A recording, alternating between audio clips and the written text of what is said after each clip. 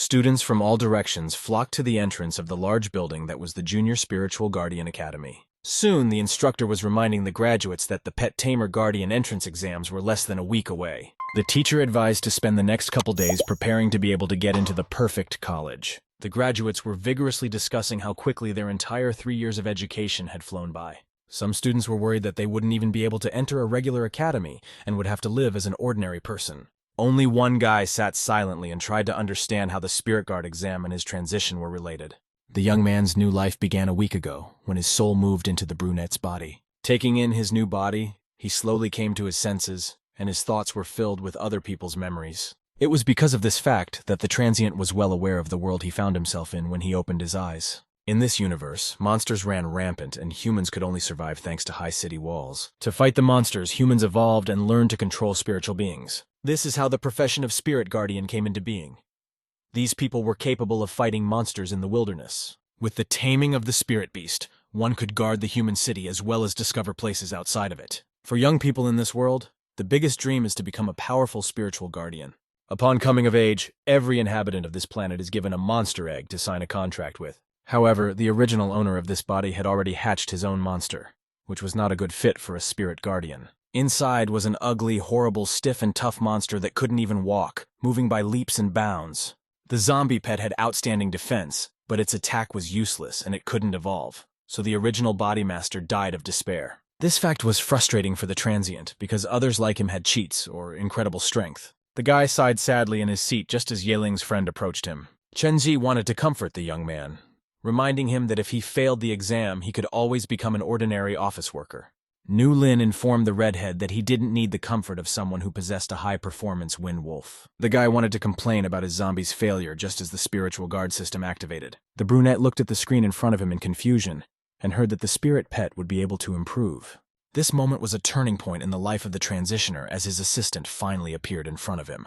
Yeling excitedly watched the small window in front of his eyes, which reported that the system had been successfully activated. The transient was so overjoyed by this news that he did not immediately notice that his name was called. It was only when Chenzi shook him worriedly that the brunette remembered to act normal and not give away the presence of the system. The redhead easily let the situation go and advised his friend to try his best to get into some low-level academy. However, the issue of Yelling's future was not a problem for him now, and the guy asked G not to worry about it. After all, having a spiritual guard system at his disposal, a transient wasn't going to join a mere academy. The brunette reported this to his friend, and it elicited laughter and jeers from the class's chief bully. Liu Wu didn't miss the chance to remind Yeling that he had gotten a worthless zombie, and it was pathetic to think of entering a normal academy with him. Chen was angry about this and ordered the bully not to use his family status to bully. Transitioning, however, remained calm, and did not allow Z to clash with a member of an influential family. Yeling smugly smiled and promised his friend that they would teach Liu Wu a lesson after they were accepted into the top spiritual academy. The boys scrambled towards the exit to the taunts of their classmates, but only Chen Zi managed to get hurt. The friends had left the Junior Spirit Guardian Academy, which meant they could spend the rest of the day however they wanted. The redhead was going to go to the gym, and Yeling was going to go home and explore his new abilities properly. Transitioner realized he didn't have much time to spare, so he preferred not to waste time. As soon as Yeling reached his house, he made his way to the living room and started calling for his system. After that, an information window appeared in front of him, and the system told him that it would help him understand his pet, and also help in improving it. The boy was ready to start exploring, happy to have gotten a head start on his new life after all. On the screen, all the information about Yelling's level and skills were available, and it was written that he had no points to improve. In addition, the brunette could see how much spiritual energy he needed for skills, and all the information about the black-eyed zombie. His pet had nothing special, but at the end of the questionnaire was a list of evolutionary directions. In this world, pets had 8 stages of evolution, but in the entire Federation, there was no spirit with the highest level. A low-level pet could be upgraded to a maximum of the 4th rank of level 10, while a medium-level pet could already only have a 5th rank. Only epic pets could improve to rank 9 and 10, and this gave the spirit more skills and talents.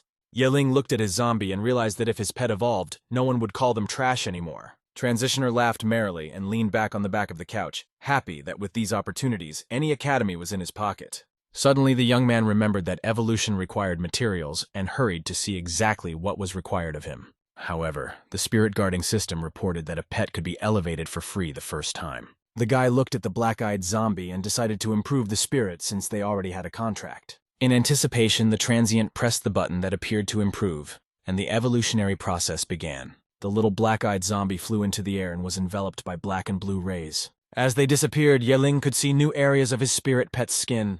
Eventually, the rays dissipated completely, and a pretty girl with long white hair appeared before the brunette. The difference between the black-eyed zombie and his new pet was stupendous, and the transient hesitated to do anything right. Finally, the evolution was fully complete, and the girl began to descend to the ground. When the zombie was in front of her master, her red eyes opened, and she asked her master to take care of her. Yeling remained on the sofa and scrutinized the girl who was an inferior spirit just a few seconds ago. The guy was overflowing with positive emotions, and he couldn't wait to find out what his pet could do now. Besides, the brunette couldn't help but notice that the zombie girl was surprisingly beautiful. He hurried over to the spiritual guard system to see how much its performance had improved. Yeling now possessed a white-eyed zombie that could lower physical damage and possessed a bloodlust skill. Transitioner was thrilled that he was able to improve his pet's growth strength, so he also gained a skill. The brunette opened up information on it and learned that when fighting an enemy, it could recover from its own wounds, greatly increasing its attack power if it dealt damage to the enemy. Yeling noticed that the skill had a cooldown time, but still thought that bloodlust, combined with the talent, opened up a lot of possibilities for them. The guy then asked the system what they needed to get skill and talent points. That's how the guy found out he had 2 free points that he could use to improve both the pet's skills and his own. To master spiritual skills, a spiritual messenger needs training. In the present schools, only 3 spiritual skills are taught, namely the spiritual chain, spiritual shield, and spiritual vision. The spiritual skills possessed by a spiritual messenger are very difficult to improve, and improving one's own skills wouldn't be the best use of Yelling's resources. Therefore, he decided to choose talents for the white-eyed zombie.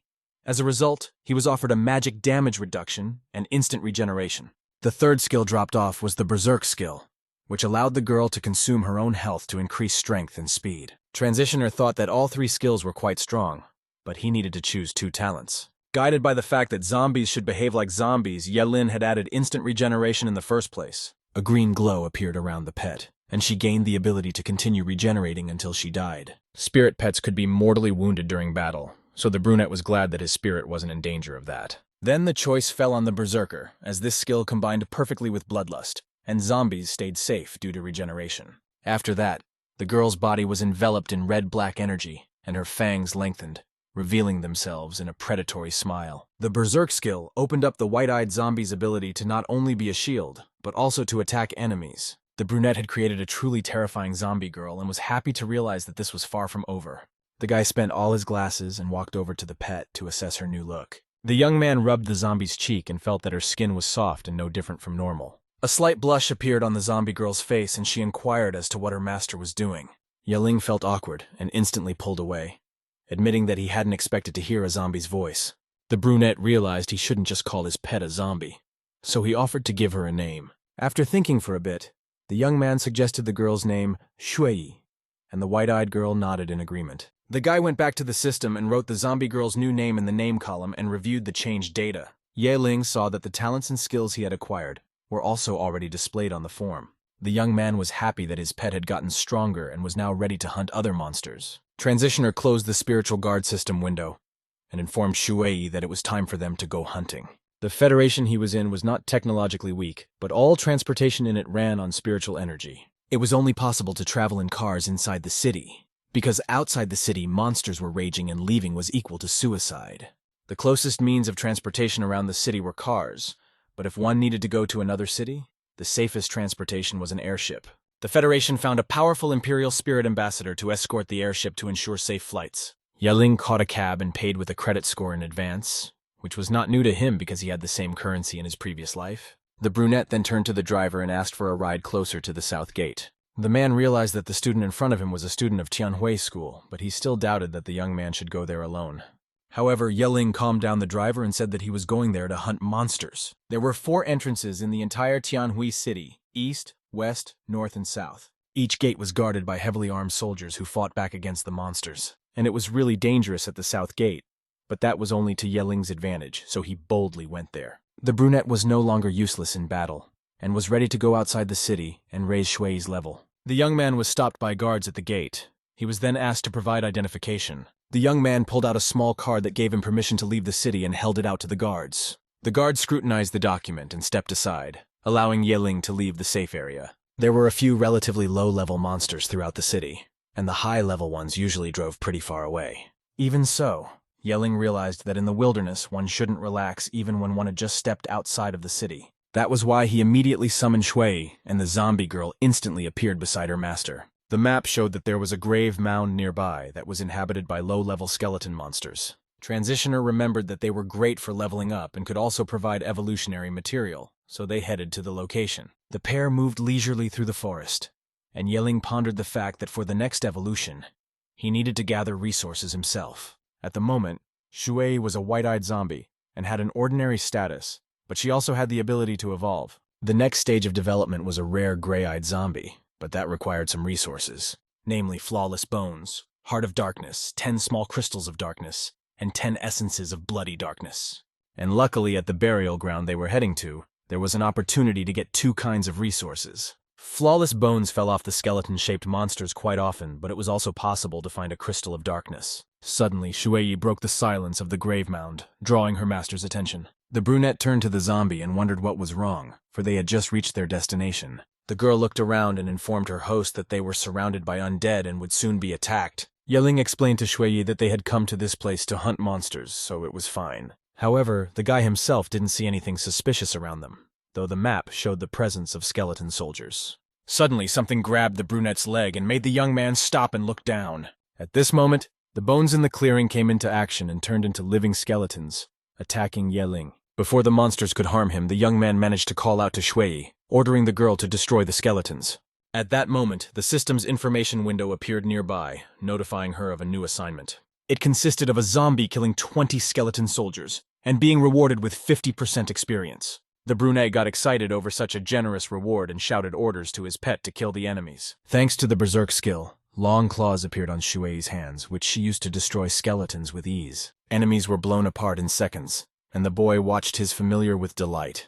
With just one strike, the white-eyed woman defeated 4 skeletons, and it reminded Yiling that he had a very strong spirit. Another group of skeleton soldiers ran towards them, but this time the young man felt no fear at all. He knew that his spirit pet would easily defeat the enemies, so he ordered her to destroy all of them. The eyes of the enemies were glowing red, and some of them had weapons in their hands, and the monsters were ready to fight. However, they all stopped mesmerized and stared upwards as Shuei soared into the air, preparing to strike. On the girl's fingernails was a corpse poison that would penetrate the enemy's body at the slightest scratch. Although skeletons were immune to this effect, the zombie had no trouble destroying 2nd or 3rd level first-stage opponents. In a matter of seconds, the white-eyed woman had destroyed 6 skeletons, and Yelling happily exclaimed that they would complete the task too quickly. They moved forward on the grave mound and brought more and more low-level enemies to their senses.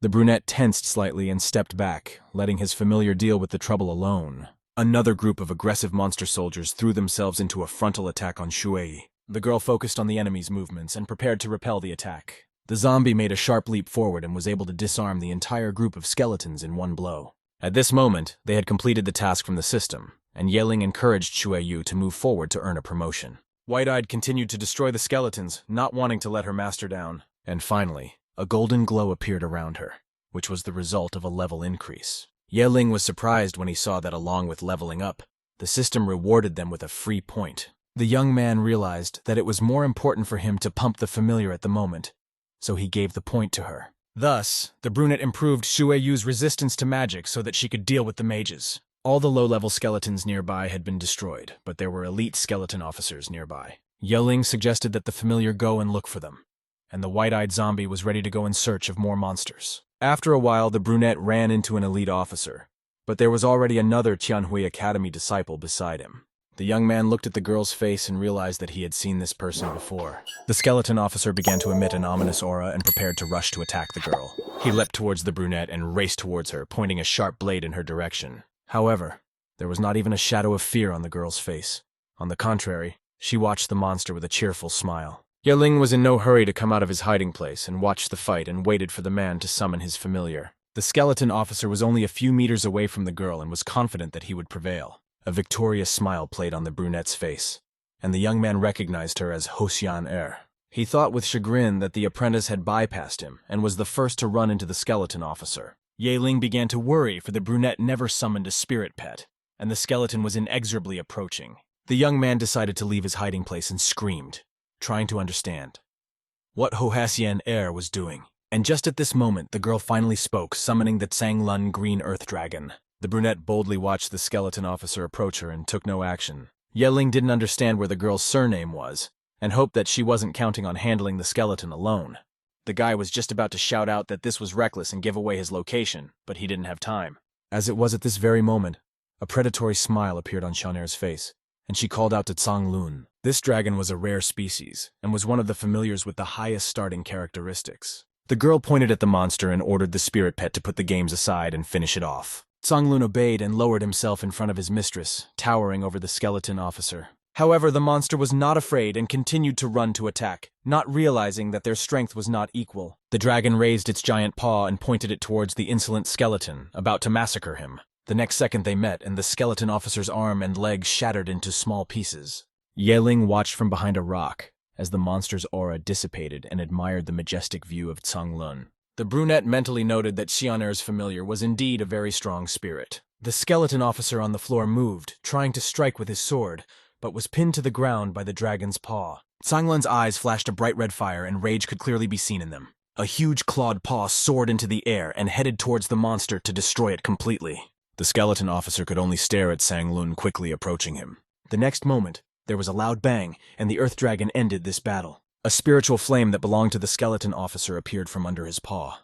Xianer took out a small flask and opened it to collect the resource that fell out after the victory. Flames rushed to the flask in the brunette's hands, and her familiar stood obediently by her side.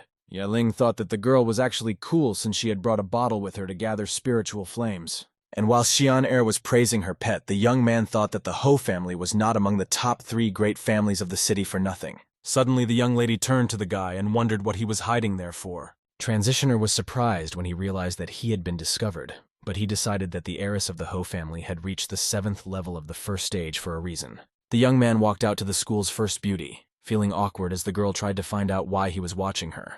Yeling admitted that he was just passing by, and the brunette, seeing his face closer, recognized the Qianhui school student. Turns out she'd heard it told at school that he was the first to contract a zombie incapable of evolving. The girl scolded the boy for coming alone to such a dangerous place, and the transient grew dark. Yeling got angry and irritably explained to Xianer that he goes wherever he wants and it's none of her business. Tsanglun did not like this treatment of his mistress, so he lowered himself to his 4 paws and crept up on the brunette. The humans looked in surprise at the spirit that was coming closer and closer to the brazen zombie owner. Suddenly, the dragon let out a loud roar that was directed at Yeling, and the brunette shook with fear. Xianer couldn't hold back a chuckle, although she tried not to laugh at the young man too loudly. Plus, she had asked her familiar to calm down a bit and not make so much noise so loudly outside the city. And while Yeling was recovering from the stress he had experienced, Beauty Ho was praising her spirit pet. After a while, the brunette called out to the young man again, forcing him to look into her eyes in anticipation. Xianer admitted that she was kindly informing him of the danger of the burial ground,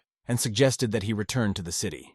However, the brunette wasn't going to listen to her and responded to her offer with a firm refusal. Transitioner was still annoyed by this treatment, and nodded over his shoulder that he could take care of himself. Yeling no longer wanted to be around someone who thought he was a loser, so he hurriedly left. Before completely disappearing into the misty forest, the young man threw a cold farewell, leaving the beautiful Ho behind. Tsanglun glanced uncertainly at his mistress, waiting for her reaction to this behavior of the young man. Xianer was actually annoyed that she wasn't even thanked for her genuine concern. The girl used her recovery seal technique, thinking about the fact that even at the 3rd stage, few people would dare to come to the burial ground alone. Beautiful Ho decided to follow the loser Yelin and see what he was going to do in the grave mound.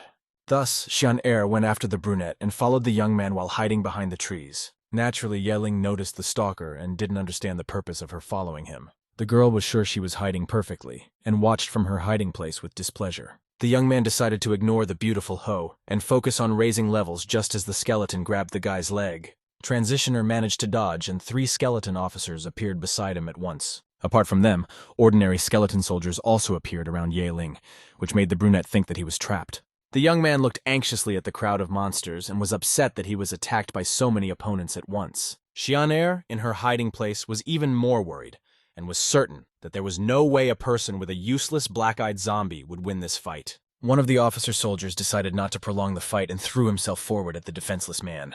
The monster jumped up and was right above Yeling in an instant, swinging its blade. However, the young man had time to recoil, and the skeleton officer's blow cut through nothing but air.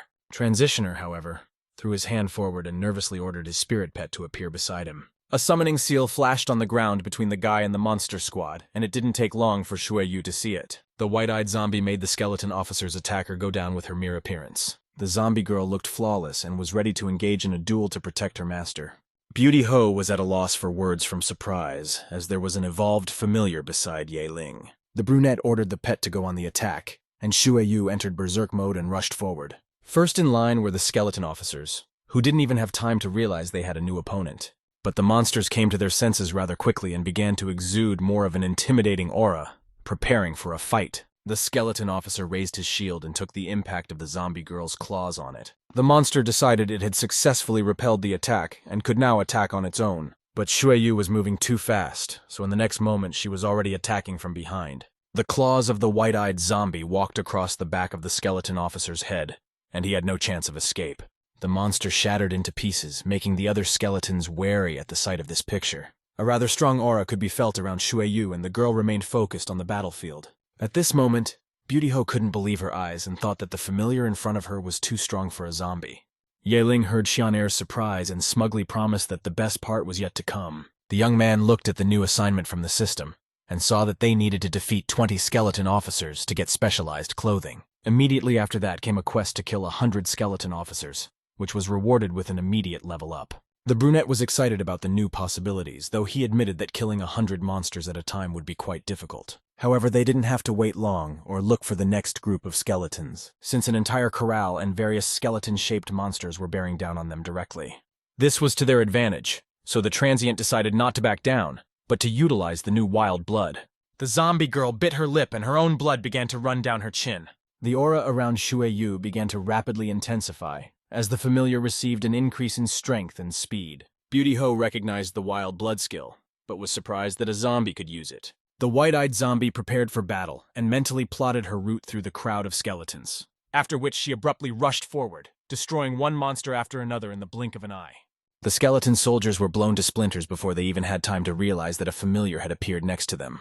Shueyu's next target was the officer soldier who wanted to attack the spirit pet first. However, Ye Ling decided that it was about time for him to use his spiritual skill as well. Therefore, the guy activated the spiritual chain and immobilized the monster, preventing it from finishing its attack. The skeleton officer was entangled in chains, and Shueyu only had to make a decisive strike. The spirit chains pinned the monster to the ground as the zombie girl swiftly approached him. Ye Ling once again sent the familiar on the attack, eager to complete the system's tasks. The white-eyed woman leapt forward and the ground beneath her feet cracked, unable to withstand the zombie's force. The wild blood helped Shueyu stay fully focused on the battle, and worked perfectly for a long time thanks to regeneration. The zombie girl miscalculated her actions, and once again pushed herself off the ground with terrifying force. The skeleton officer tried to crawl away from the familiar, but all his attempts to escape were doomed to failure.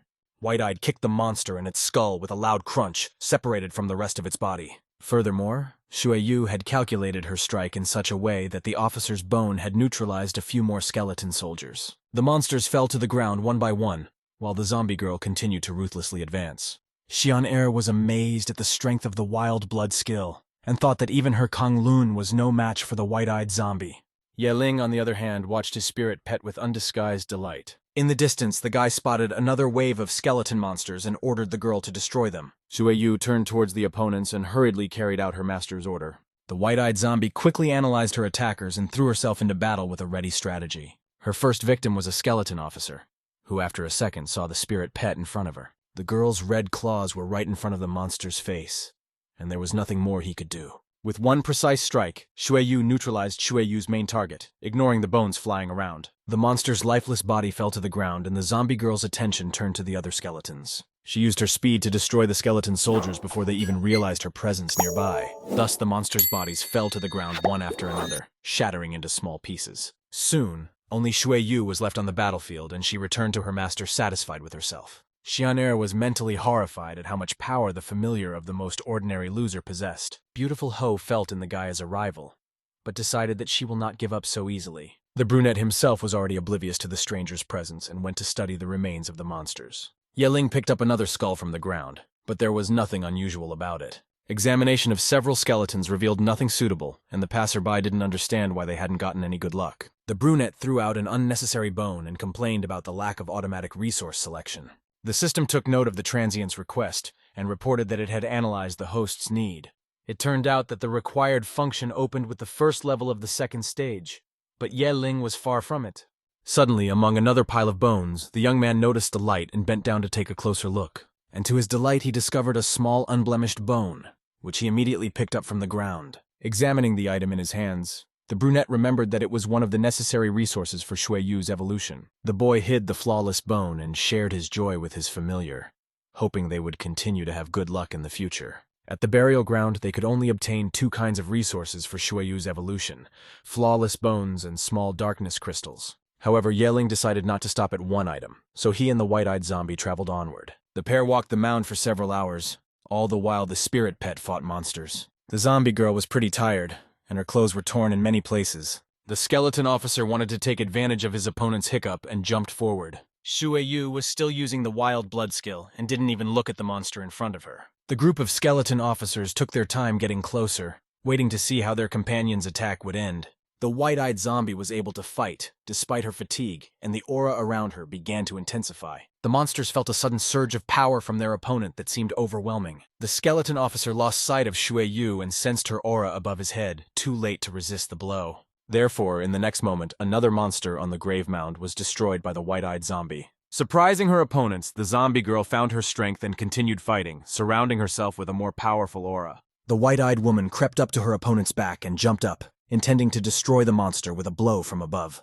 The skeleton officer was defeated, and his head flew aside at tremendous speed. Ye Ling stopped the monster skull with his foot and looked at the system's information plate. It turned out that this was the 20th skeleton officer, and they had gotten special clothes for Shui Yu. In addition, the zombie girl's experience had increased by 80%, although back at the beginning of the day, the brunette never thought that they would be able to level up anytime soon.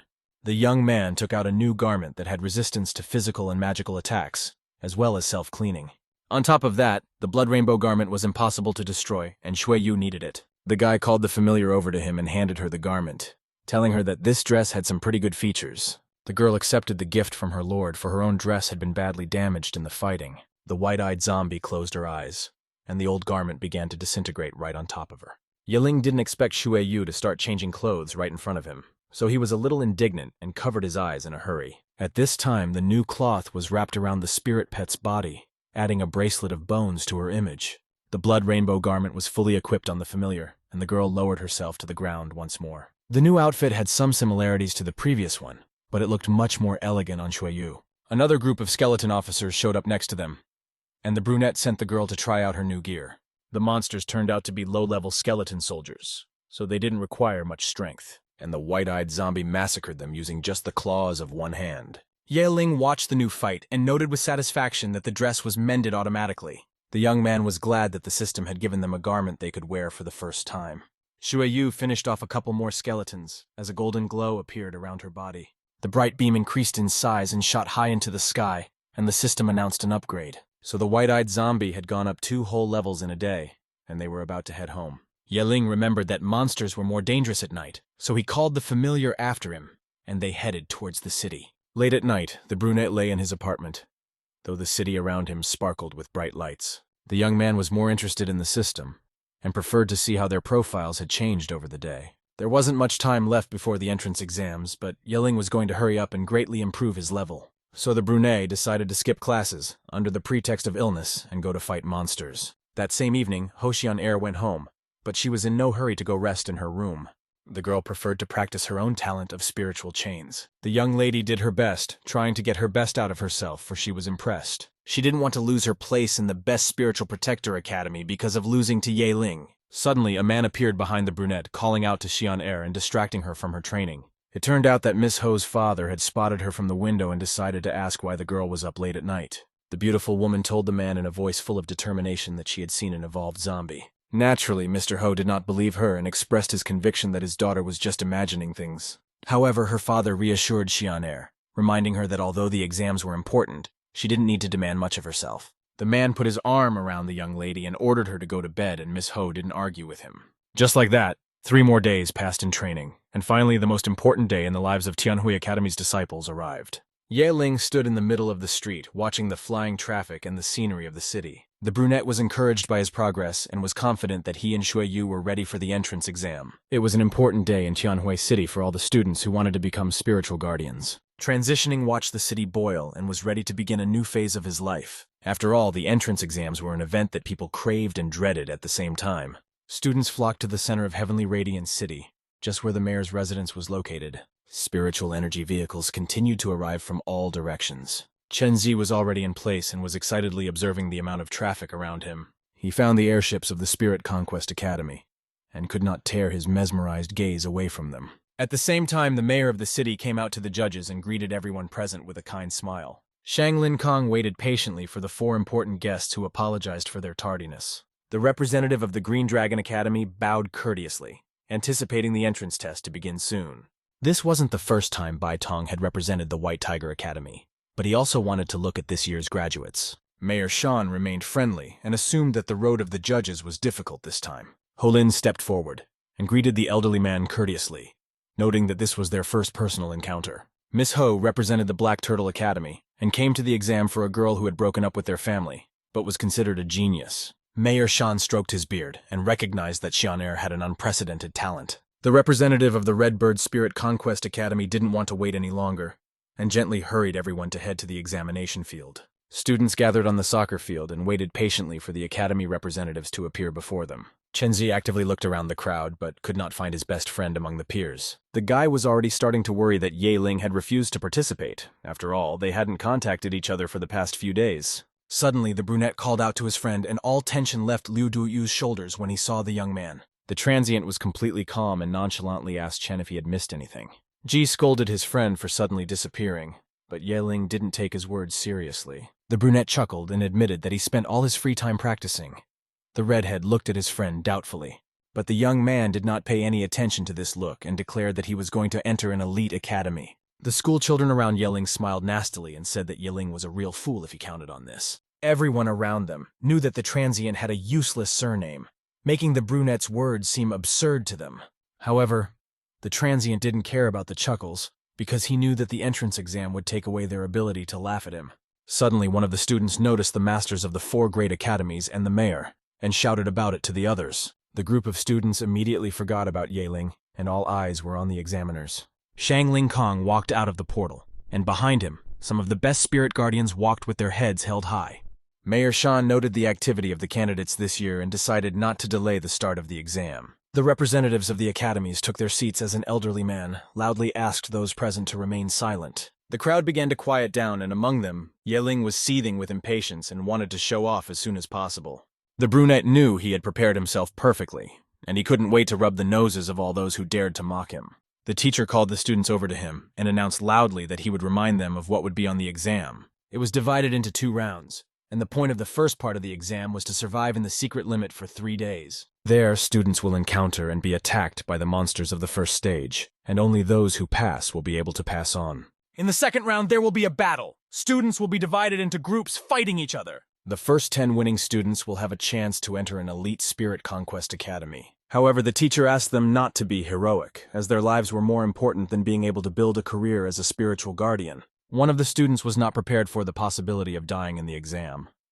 The man explained to her that she could only rely on herself at the limit. Ye Ling wasn't particularly interested in that, and he waited for the system to send him a new assignment. This soon happened, and it consisted of passing the first stage of the entrance test. As a reward, the system promised to give out 3 spiritual power crystals, which was an extremely tempting offer.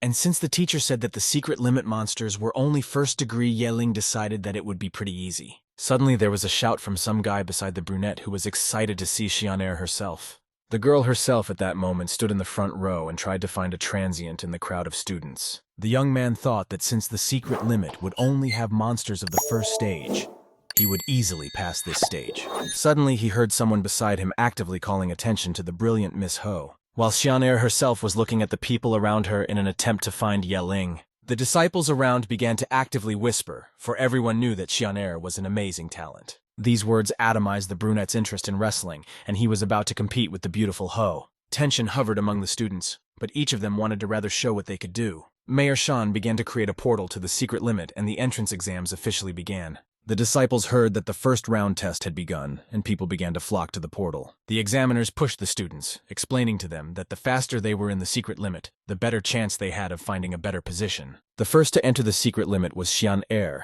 and after her, the rest of the disciples began to enter. The representative of the Black Turtle Academy watched the girl with a smile and recognized that the brunette was good. Baitong by this time had already taken a close look at the contestants and singled out Yeling for himself. The man informed Miss Ho that he thought the latest entrant was quite interesting. Everyone knew that Teacher Bai had sharp eyesight, but the judges also remembered that the entrance to the secret limit was based on academic performance. The transient was not concerned about his place in line as he was confident in his abilities. Plus, for him, the first location of the entrance exam was a great place for farming. It was finally the brunette's turn, and he stood right in front of the portal, ready to start a new life. There were several different locations in the secret limit, and each location had a certain type of monster. The portal threw the students into various places. Someone got lucky and landed in a clearing among the bushes. Some students immediately found themselves in the water and had to continue their challenge wet. But there were those who were the unluckiest and started their exam in the middle of the desert. When Yeling was transported to the secret limit, he felt a strong cold wind rubbing his hair. Looking around, the guy realized pretty quickly that he had been teleported to the top of a mountain. Since the place was dangerous, the brunette decided that it would be best to immediately summon Shuiyu. Yeling did so, and a second later the white-eyed zombie stood beside him, ready to follow orders. Familiar didn't look tired at all, even though she had spent 3 days in a row fighting for the sake of leveling up. The transient informed Shuiyu that he wanted to descend the mountain and then move on to the rest of the plain. Together they managed the descent fairly quickly and took a leisurely stroll through the forest at the foot of the mountain. Yeling was surprised by the fact that they hadn't encountered any entrants or monsters in a long time. As if hearing him, the first monster appeared above the pair and went unnoticed for a while. The animal let out a loud squeal that made the brunette cover his ears and lose concentration for a few seconds. The young man looked up and found a steel-winged crow hovering above them.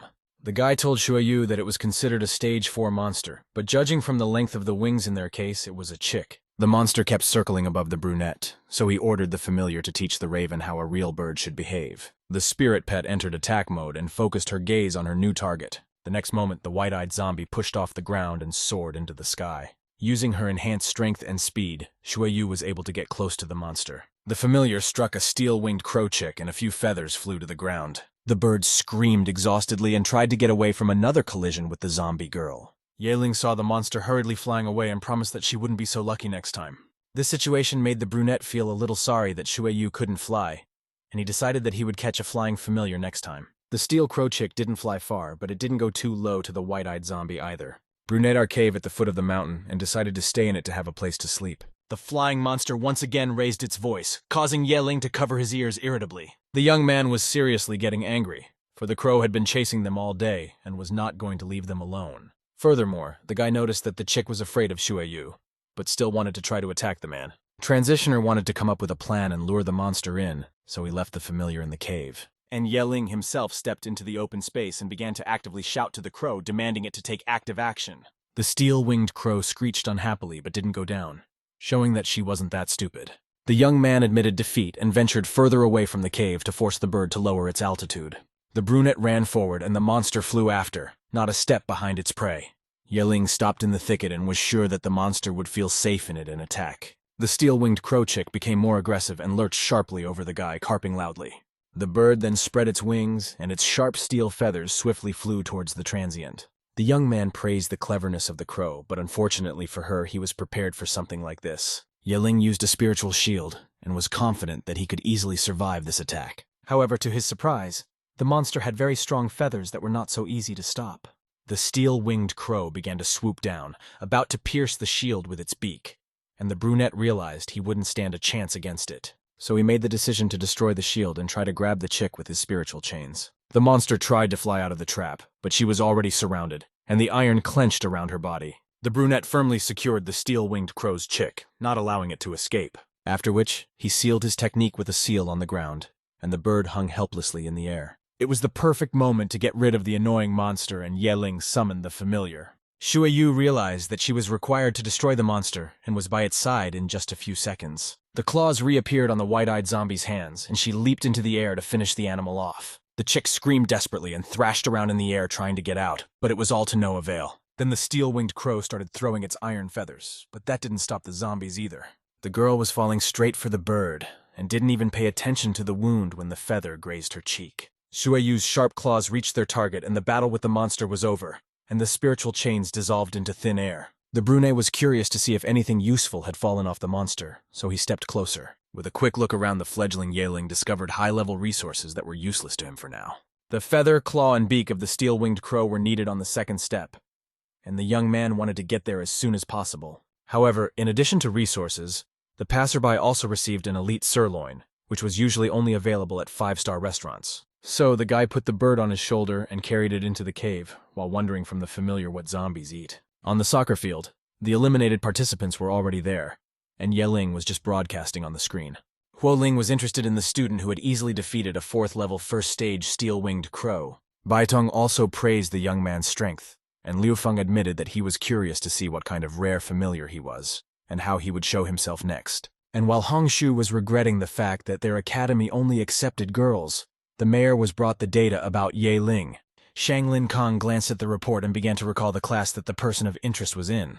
However, when the man found the young man on the list, he was shocked to the core and choked on his coffee. Mayor Shan jumped up from his seat in an attempt to cough, which drew the attention of the other examiners. On the screen, academy representatives were able to see the characteristics of the white-eyed zombie. Ho Lin couldn't sit still either when she realized that the unusual familiar turned out to be a zombie. The examiners were looking at the questionnaire, trying to see if there was some mistake. Baitong noticed that Shueyu had also evolved, which shocked the others even more.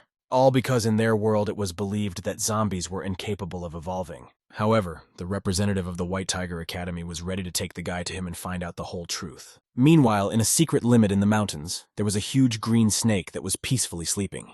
At her tail sat Liu Wu, confident that he could spend the entire ordeal under the protection of the giant python. He believed that no fool would go near a poisonous snake, and his own odor was hidden by a black viper. From his seat, the student could see the rising smoke and marveled that there was some fool who had thought to draw attention to himself at night. The monsters became more dangerous at night, but Ye Ling and the white-eyed zombie didn't really care about that. So the brunette built a fire and cooked himself a delicacy, since he had learned that his familiar did not consume food. The young man took the first bite of the juicy meat and felt the real pleasure of eating. Everything about the steel-winged bird's neck was perfect, and Yeling understood why it was considered an elite treat. Jueyu couldn't understand it, but she still watched her master eating with interest.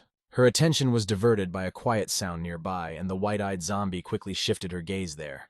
The brunette also heard the arrival of the new guests, but was in no hurry to interrupt his meal. There was a whole pack of monsters lurking in the bushes, and the zombie girl walked toward the suspicious sounds. The monsters saw the familiars approach and realized that the need to hide was gone. A pack of wolves appeared in the clearing, and they all darted forward at the smell of juicy poultry meat. Shueyu stopped in front of her master and obediently awaited his instructions. It turned out that Yeling had purposely prepared the food in the middle of the night, intending to earn more experience. The opponent was indeed a worthy opponent, for right in front of the zombie stood the Devil Wolf King of the 7th level of the first stage. The situation was complicated by the fact that the wolf was not alone, but the brunette had faith in his familiar. However, before sending the spirit pet into battle, he asked Shu not to underestimate the monster. After that, he let the white-eyed zombie fight, and the Devil Wolf King ordered his pack to attack as well. The smaller gray wolves rushed at the girl, who wasn't going to stand by.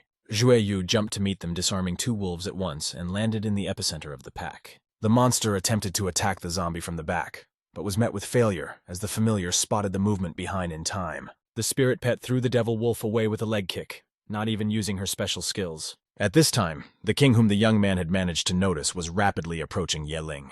The white wolf wanted to attack the man from above, so after getting close enough, he jumped. The brunette was unable to defend himself on his own and needed to get the zombie's attention. Shueyu heard her master's call and used the wild blood skill to speed up. This helped the girl to reach the student in time and grab the Devil Wolf King by the jaws. The rest of the pack rushed to the aid of their leader, but the white-eyed zombie had plenty of time to attack. The girl first threw the white wolf away from Yeling, and then prepared to strike with her claws. With quick and deft movements, the familiar hurt all the little wolves and hurt their king. The monster squeaked in pain, but was still on its feet, intent on getting revenge on the zombie. However, the Devil Wolf King's one eye was already heavily damaged, giving Shueyu an advantage. The brunette marveled at his spirit pet's abilities, though he realized that the zombie was already at the 9th level of the first stage. However, the monster had no plans to retreat despite the clear gap in their strength. The Devil Wolf King used one of his talents and became faster and stronger than before. The monster rushed to attack at its full speed in an attempt to catch Shueyu defenseless.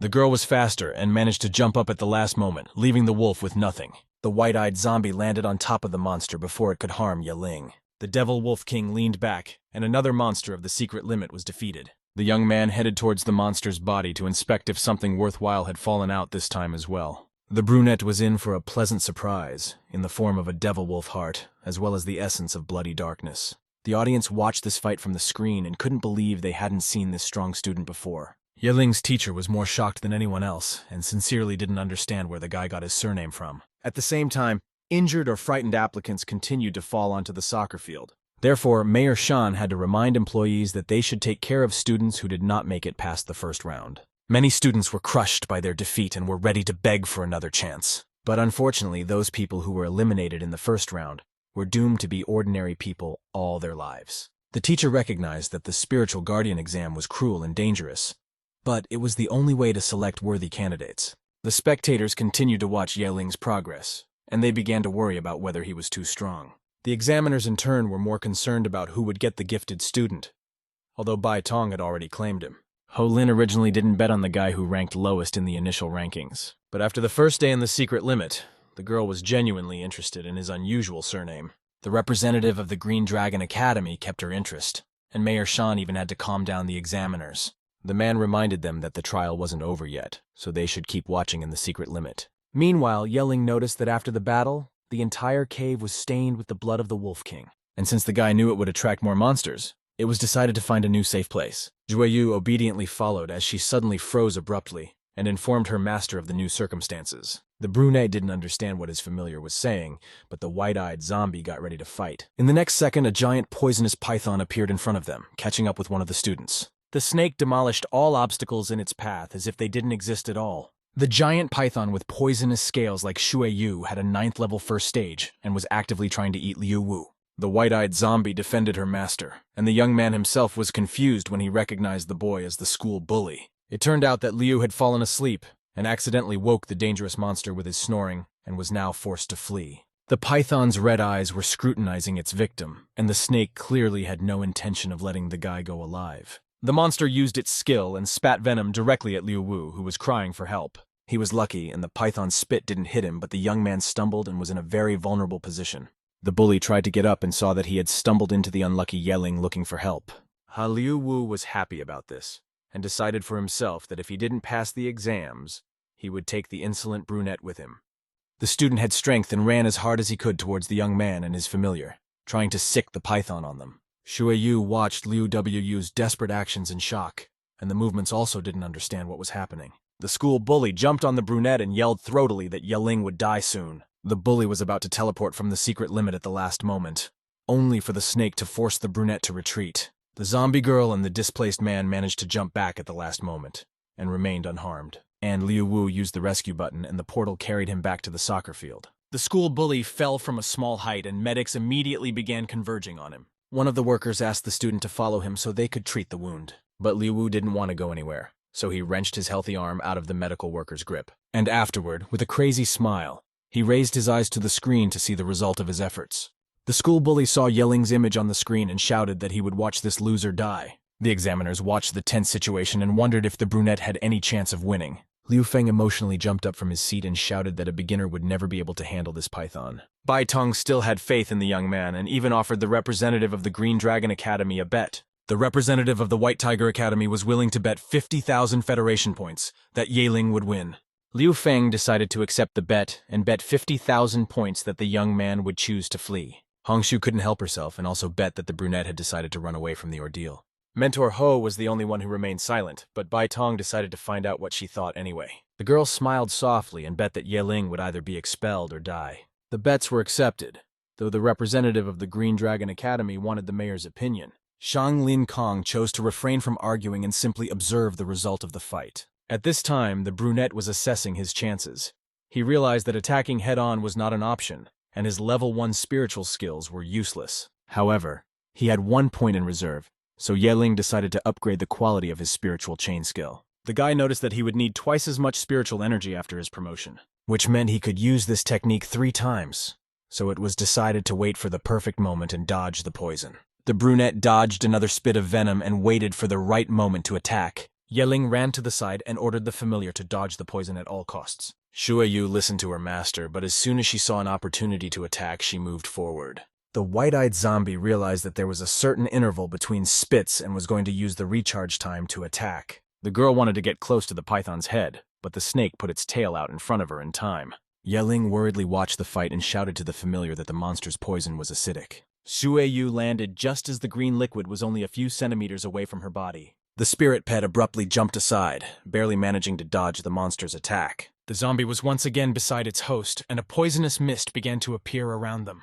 Yeling realized that they didn't have time for a long battle and decided that it was time to end the fight as soon as possible. The young man used his pumped skill, and a level 2 spiritual chain appeared around the python. First of all, the brunette tried to fix the monster's head and deny it the ability to use the poison. The guy tightened the shackles on the monster's body and signaled his spirit pet to attack. The white-eyed zombie soared into the air and was ready to help her master with the destruction of the monster.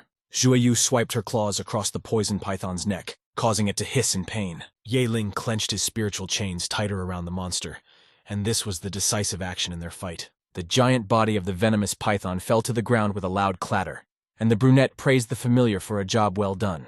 A stunned rumble rose among the spectators as they tried to realize the fact that the underdog had killed such a powerful monster. Liu Wu was most astonished, and anger overwhelmed him from realizing that Yeling was still at the secret limit. The examiners, on the other hand, noted that the brunette had possessed a second-stage spiritual chain in less than half a year. Mayor Shan didn't share their excitement, for he was more interested in the fact that he hadn't noticed such a genius while he was in the academy. Bai Tong smiled happily and reminded the other representatives that they had lost the bet. Ho Lin cheerfully declared that the 50,000 was worth it, and stood up under the pretext that she needed to excuse herself to the restroom. In fact, the girl was concerned about Yeling's talent and wanted to tell the principal about it to get the guy. At this time, the young man collected some resources from the beast. Thus, they obtained poisonous scales and the gallbladder of the python. Transitioning was glad that they had gotten more high-level resources, for Shueyu was close to reaching the 10th level. Suddenly, the silence of the night was shattered by the loud howl of a demonic wolf that echoed not far from the pair. It turned out that the beautiful Ho, along with her land dragon, had also stumbled upon a pack of wolves. The brunette immediately noted that the enemy vastly outnumbered them. In addition, the Wolf King was the same level as Chang Lun, making the battle not the easiest. An 8th-level first-stage monster howled, and its minions swarmed to attack. The Earth Dragon prepared for battle, trying to keep track of the fast little targets. Tsang Lun roared and effortlessly repelled the frontal attack of the 2 demonic wolves. At this moment, a growl sounded behind the familiars. When Shan'er turned around, she saw 2 more monsters. The Earth Dragon couldn't react in time, and the monster sunk its fangs into the spirit pet's shoulder. 3 more individuals of devil wolves were already running head-on, which Tsang Lun tried to scare away with an intimidating growl. Beauty Ho was worried about her familiar and realized that the dragon wouldn't have enough speed, so they needed to retreat. The brunette jumped onto the dragon's back as quickly as possible, and the spirit pet took to the air. Except that the Devil Wolf King wasn't going to let them go so easily and jumped after them. Shan'er shouted to the familiars that they couldn't risk everything and fight these monsters. The land dragon began to gain altitude, but they had clearly underestimated their opponent from the start. The white wolf managed to grab Sang Lun's paw, and with its claws, the beast dug into the skin, helping itself to hold the grip. Beautiful Ho was very worried about the familiar, but there was no way she could help him. The rest of the pack members ran after their king, and Shan'er thought that she might die here like this without even passing the first round. Due to the attack of the Devil Wolf King, the Dragon of Earth was forced to descend to Earth once again. The brunette realized this was the end and wasn't going to let Sang Lun die, even if it meant they failed the exam. The girl was about to press the teleport button when suddenly the small wolves were thrown back. Their king also let Sang Lun go, and Shan'er realized that she knew the spirit pet that was helping them. When the pack was defeated, the white-eyed zombie stopped beside Yeling. Beautiful Ho saw her rescuers as the brunette suddenly started to move closer and recognized the familiar. The brunette also remembered the amazing guy with the unusual surname. Transitioner took the opportunity to notice that the lauded land dragon was badly wounded. The examiners were impressed with Yeling's another success, but the talent that Mentor Ho came for didn't leave a good impression. Bai Tong even thought about Shan'er having to teleport away, but Lin advised him not to jump to conclusions. The White Tiger Academy representative smirked gloatingly and admitted that he wouldn't help another student. After all, it was an exam in which the more people, the more competitors. The Devil Wolf King was able to rise and stood before the white-eyed zombie to avenge his kin. Yeling ordered the familiar to activate the wild blood skill, and a threatening aura began to rage around Shueyu. The zombie girl became even faster than before and was able to jump over a large white wolf. She decided to start with the ordinary monsters who were already rushing to stand in defense of their king. However, they had no chance of winning, and the familiar easily slew all of them with a single blow. The Devil Wolf King felt that he couldn't win this fight and intended to retreat, but Yeling was unwilling to allow his opponent such liberty and ordered his spirit pet to destroy the monster. The white-eyed zombie rushed after the king, and he realized he wouldn't be able to escape in time. The beast decided to use its strength to the maximum and focused its full attention on Shueyu. Thus, both the monster and the familiar were in the air and about to meet in a jump. Shannel couldn't tear her astonished gaze away from the white-eyed zombie and admitted aloud that her skill was amazing. Suddenly, Yeling ordered Sanglun to step aside, and as soon as he did so, a defeated monster fell in its place. Beautiful Ho found it hard to believe that in just a month the young man had become so strong and had also saved her. The brunette went to gather resources from the wolves, making Shan-Er wonder why he wasn't paying attention to the school's beauty. The girl decided to thank him for saving her, and Yeling advised her to hide away from the blood-drenched clearing. The young lady was embarrassed at the thought of being worried about her and awkwardly asked to go on together. Transitioner was in no hurry to accept the offer and gave himself time to think about it. The brunette realized that it would be troublesome and he was better off alone, but Sanglun was badly hurt. Shan-Er guessed that she was perceived as a burden and decided to promise a reward if they continued the exam together. Beauty Ho was willing to pay Yeling 100,000 once the first round was over. The young man immediately agreed to such conditions, because with this money he could buy a lot of resources for evolution. In the back of her mind, Shan-Er was upset because the guy was only interested in money, but in reality she continued to smile sweetly. The transitioner approached the girl and held out his hand, making the beautiful Ho wonder what he wanted. Eventually, the brunette decided that the student wanted to pull her to him to comfort her and tried to politely decline. But it turned out that she had misunderstood Yeling's gesture of wanting to be paid for her help. Fury raged inside Shan-Er, but she could only slightly irritatedly reply that she didn't take so many points to the competition. Plus, the girl reminded him that they were still in the secret limit and it wasn't clear if they'd make it to the end. The young man accepted her explanation, but handed the girl a sheet to sign a contract to hand over the money in the future. Shan-Er was thrown off balance by this, and she openly called Yeling a dork and wondered if he had to be like that. Eventually, the contract was signed and the young lady left her fingerprint on it, after which she handed the contract back to the transient, hoping he would be satisfied now. The brunette ignored the displeasure and promised with a wide smile that he would protect Shan-Er until tomorrow. Before moving on, Yeling rather admitted that Beauty Ho was worth 100,000. The young man went back to searching for resources and promised that after he had gathered everything, they would go to find a safe place. The onlookers carefully watched the actions of Yeling and the first beauty of the Junior Spiritual Guardian Academy. Mentor Ho laughed at Bai Tong. After all, Shan-Er was more fortunate since the brunette had stayed with her. The other refs admitted they didn't expect the guy to be able to turn the tide and stay in the game. Mayor Shan could only laugh at the fact that the amazing young man had piqued the interest of all the representatives at once. Even Hong Shu had requested the principal's consent to make an exception and take Yeling in. Ho Lin appreciated the move, and the Redbird Academy mentor admitted that she was willing to use all of her advantages. Liu Feng, on the other hand, pointed out their favorite's lack of money. So the mayor revealed that according to their data, he was not from a rich family, and only at the second level. This information caused the representatives to react violently, for no one at the second level of the first stage was capable of such achievements. At this time in the secret limit, Yeling and his partner found a less safe place in the forest. Shan-Er decided to try and find out how the former loser was able to become so strong. She moved closer to the guy and offered to chat a bit since the first round would be coming to an end tomorrow. The brunette wasn't particularly interested in chatting, so Miss Ho offered to pay 5,000 for the conversation. After this sentence, Yeling had more enthusiasm and was willing to talk to the girl about anything.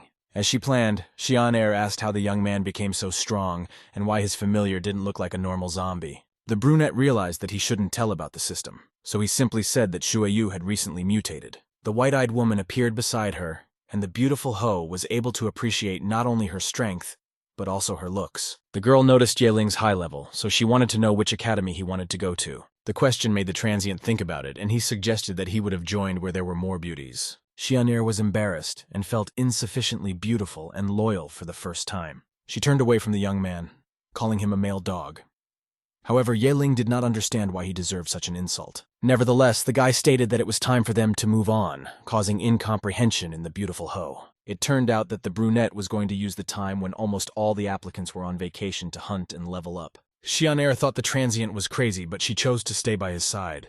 The company didn't have to go far to find their first opponents, as there were already monsters in the trees watching them. The devil monkeys watched the students and quietly waited for the humans to come closer. And once the students were trapped, 2 large specimens jumped on them. Yeling sent his spirit pet to disarm the monsters, and the zombie girl obediently entered the battle. The white-eyed one moved very fast and was able to hurt the monsters badly in her first jump. Shan'er watched Shueyu's honed movements and thought about how the brunette was very lucky to have a henchman. The transitioner asked the spirit pet to finish quickly, so with its next attack, the zombie destroyed the monkeys. Yiling and Shuey hunted various monsters for the rest of the night, and at dawn they received the announcement of the completion of the exam. Beautiful Ho was very grateful to the brunette for his help, but the young man reminded her that he did it for the money. Shan'er felt a prick of annoyance, but stated that she always kept her word and would transfer the money to him tomorrow. This was the end of their cooperation, so Yiling was the first to use the teleportation button. In the end, 82 passed the examination, the bulk were disqualified, and 75 students died. As soon as the passer appeared on the soccer field, Chen came running over to him, and the brunette congratulated his friend on passing. Ji examined the guy carefully and was relieved to find that Yiling was completely healthy. The redhead began to comfort the young man, and was stunned when he saw that his friend had successfully made it through the first round. Suddenly, Mayor Shan appeared among the students, congratulating all those who had passed and advising them to rest before the next stage. The first disciple in the academy's ranking was sure that Lin Kan had come down to greet him. Li Shentian bowed courteously and was ready to receive admiring congratulations. The elderly man asked the puckish man to rest properly and to send his father his regards. Afterwards, he walked forward a little more and stopped in front of Yiling and Chenji. Mayor Shan called the name of a gifted student and personally asked him to prepare for tomorrow's exam. The head of the city left the soccer field, and Chen tried to find out how the mayor knew the name of the transient. Yiling didn't know what to say to that, and turned the topic to Ji's injury, suggesting that he go to the nurse's station. The first disciple of the academy asked the people around him what kind of guy he was, and it was reported to him that Yiling was a loser with a disgusting surname. Shen Tian felt the rage boiling inside him, and promised himself that he would personally look at the brunette's strength tomorrow. Chen was impressed that the head of their city knew Yiling and wanted to know if they knew each other personally. The young man didn't want to answer that question and waved his friend away, lying that he was tired after the secret limit. The first-ranked student watched the brunette walk away and asked his friends who he was. Despite the rumors of Yiling being a loser, Shen Tian understood that the brunette was not that simple and wanted to take a closer look at his abilities. Transitioner got home late at night and finally had a chance to relax. The brunette rested on the couch, realizing that without the advent of the system, he wouldn't even have a chance of getting into the academy. He also rejoiced that he was able to get quite a few resources to sell online in the first stage of the exam. The guy was just logging in to check how much money he had, and saw that the federal points from Shan'er had already arrived. In addition, Yiling completed the first task and received 3 spirit crystals as a reward for passing the first round of the exam. The system explained that the spirit crystal contained spiritual energy, and one item held 500 spirit points. The brunette looked at the spirit crystal in his hand and realized that he had gained 1,500 spirit points. This was great news, as along with his own points, he ended up with 2,400 points. A first-stage spirit conqueror could only have 1,000 points.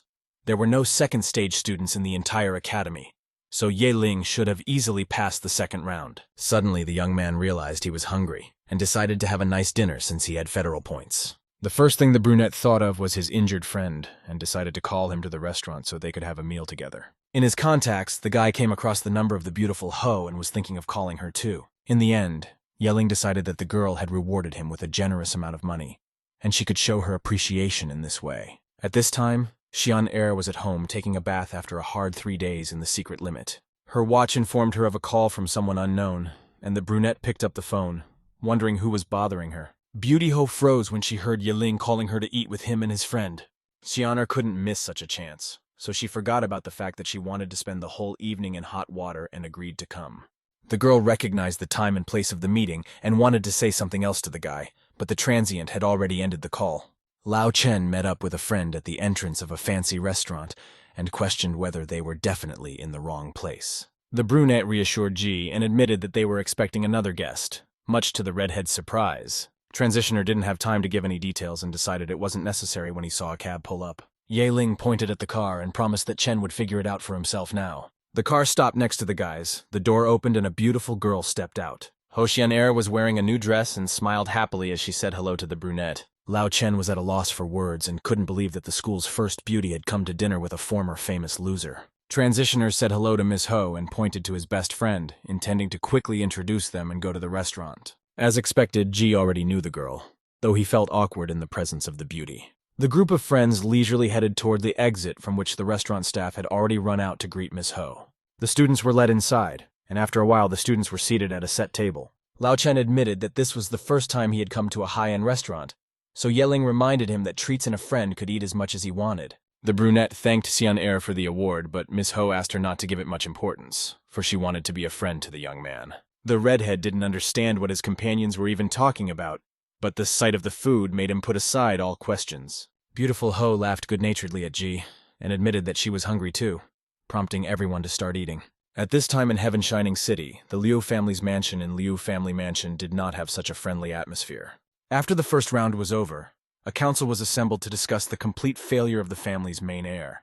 The council members wanted the elder to take the title of future head away from his son and give it to a real talent. Liu Wu knelt in front of his father, and listened to his relatives refuse to accept him as the next head of the family. Suddenly, the elder ordered everyone to stop the discussion and abruptly rose from his seat. Liu Yun began to slowly walk towards his son and loudly announced that he had already made his decision. His eldest son tearfully admitted to being a useless loser and tried to justify his loss. But the elder didn't want to hear anything from the Liu family's main disappointment. He therefore disowned his son and declared that he would pass his title to the young talent in a direct line of succession. The school bully listened to the approval from the board members and wallowed in his rage. The guy was well aware that without the status of young master, he had lost everything, so Liu fiercely wanted to take revenge on Yeling. The elder made his decision and was extremely disappointed with his son and his embarrassing exit from the exam. So he agreed without question to strip W of his title and pass it on to the young talent in a direct line of succession. The school bully was shattered by this news, for he was obliged to spend his life as an ordinary man, and yet without a title. Blind rage enveloped the young man, and he swore to himself that he would find a way to end Yeling. The next day, all students who had passed the first round of exams returned to the soccer field. Lao Chen was worried about his best friend and thought that he would have a hard time dueling with his zombies, but the brunette promised that he would be fine. Mayor Shan appeared on stage and congratulated everyone on the start of the second round, where they would be able to establish their ranking. The man encouraged the students, hoping they would show what they could do and impress the representatives of the higher academies. The second stage of the exam consisted of a randomized duel between all remaining contestants. If an opponent surrenders, cannot fight, or is thrown out of the ring, he is considered a loser and his place is determined according to his time of loss. Once the opponent loses strength, you can't hurt him or you'll be disqualified. But at this point, you'll often get maimed anyway. Mayor Shang again called the students' attention and announced that the contestants for the first duels would now be chosen. 4 pairs appeared on the big screen, and Yeling was surprised to see that he and Lao Chen would fight first. Suddenly, the system sent a notification and a slew of new tasks were sprinkled on the brunette. They were all tied to winning the second stage of the tournament, with task rewards able to add up. While considering new challenges, the youngster almost missed his match, which was to be held in the 4th ring. Yelin apologized for his tardiness, and the referee advised him to be more careful if he didn't want to be disqualified. The first opponent of the transient was a guy named Tian Chen, whom the young man had never heard of before. Tian was already waiting for the brunette in the ring with a disgruntled face and was ready to jump straight into battle. The young man summoned his familiar, which turned out to be a huge one-horned rhinoceros. Yeling didn't wait either and used the seal to summon the white-eyed zombie into the ring. The girl appeared behind her master, ready to follow any orders. The audience appreciated Shui Yu's beauty and couldn't understand why the spirit pet looked like a human. Some even had doubts about whether the girl was really a familiar, but everyone could see perfectly well that she was out of print. Mentor Ho noted that with the appearance of the zombie, Yeling had gotten all the attention, and Sister Hong agreed that the brunette's familiar was envy-inducing. Tian watched the approaching girl, but the name of his opponent was not familiar to him. Therefore, Chen decided that the brunette was another laggard, and ordered the rhinoceros to attack Shui Yu. The one-horned rhino focused on its target and sprang into action, closing in on the zombie. The beast was several times larger than his opponent, and everyone around him was sure that he was stronger. Yeling was amused by this fact, and he allowed his spirit pet to not hold back and prevail. The white-eyed zombie wasn't going to let its master down, so it prepared to repel the attack. She stopped the giant beast by its horn with her bare hands without moving an inch herself. All of Tian Chen's calmness dissolved into thin air, and he looked at his familiar worriedly. The one-horned rhino was trembling all over, but still continued to try to overpower the zombie. The brunette didn't want to drag out the fight, so he shouted to Shui Yu that she could destroy the opponent. Claws appeared on the white-eyed zombie's arms, and she switched Stoku to lift her opponent. The giant beast lifted off the ground, and the onlookers shouted in amazement, not realizing what was happening. However, the zombie girl turned around and sent her opponent flying without much difficulty. The beast fell to the ground outside the ring, and Shui Yu earned the title of Beast in human form. The referee announced the end of the first round in the 4th ring, informing all of Yelin's victory. Tian Chen was mortified by his loss and found it hard to accept that someone had defeated his familiar so easily. The transitioner, however, walked out of the ring, proving with his win that no one will be underdogs their entire lives. In addition, winning the first round brought Shu 10% experience, and the girl had advanced to the next level. Soon, the bouts in the other rings also came to an end, and Yeling heard that his best friend had won. While waiting for the next fight, the transient was rejoicing in the fact that soon the zombie would advance to the second stage, and he would be able to sign on with another familiar. However, the young man's joy was dampened when he heard Chen Ji's naked voice and saw his friend's condition. The redhead was badly beaten, and the guy was truly worried that Lao Chen couldn't win in the next round. The white-eyed zombie had obtained the 10th level of the first stage, and was soon to advance to the second stage. The brunette anticipated the appearance of his second familiar, and just at that moment Ji appeared beside him. The transitioner's best friend was badly beaten and hoped that in the next round his opponent would be hurt as badly as him or worse. Representatives of the academies watched the bouts closely, assessing the abilities of the applicants. Students performed well, but only the most capable could get the opportunity to enter the elite academies. Finally, it was time for the second round, in which the contestants had to battle it out for the 21 spots. It was Yeling and Lao Chen's turn to go to the rings, so the transient asked his friend not to overdo it. Ji supported the brunette, and the young man went forward, realizing that he should not underestimate the opponent from the second-ranked clan. When the young man stepped up to the first ring, his opponent was already waiting in his corner. Feng Haotian acknowledged that the young man had performed well, but advised him to surrender so as not to be seriously injured. Yeling laughed at the smug opponent and offered to fight and see who would come out victorious. Present in the stands was the head of the Feng family, who exhaled a sigh of relief upon seeing his son's opponent. The man thought that Haotian was extremely lucky that he didn't get caught by any of the three great clans. The young man in the ring didn't argue with the brunette and summoned his familiar. A blue bird appeared above young Feng, fully prepared for another battle. Haotian jumped on her back and shouted that from now on, Yeling may not beg for mercy. The brunette summoned the white-eyed zombie and reminded her that with flying familiars, it was important to find the right moment to attack. The fight began, and Mr. Feng made his first move, ordering the blue bird to shoot feathers at his opponents. Transitioning instantly reacted by putting out a spiritual shield in front of him, and mentally praised Haotian. In the stands, the head of the Feng family was proud of his son, and was confident that he wouldn't lose to an unknown disciple.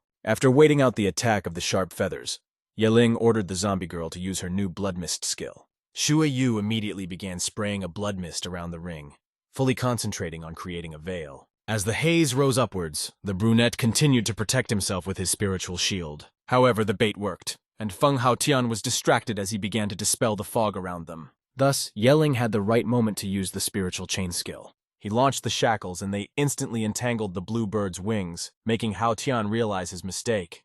Young Feng didn't even have time to do anything as Shu Yu appeared beside him from the bloody mist. The blue bird tried to get out, but all was useless, and it screamed loudly in despair. The girl took advantage of the blue bird's helpless position and pushed her opponents to the side. Transitioner was pleased with their teamwork, and shouted that the flying familiars of the tournament would not resist his level 2 chain. After that, the guy abruptly pulled the spirit pet down, dropping it to the ground outside the ring. The head of the Feng family worriedly stood up from his seat when he saw that his son had lost. The second round came to an end, and the referee once again declared Yeling the winner. Another victory helped the brunette complete another task, and Shu Yu gained another 10% of experience. The audience watched the young man leave the ring, and more people recognized his strength. However, there were those who still remembered the loser with the same name, and believed that this one was a different person altogether. Bai Tong praised Yeling's bravery, but remarked that this fight could have easily ended differently.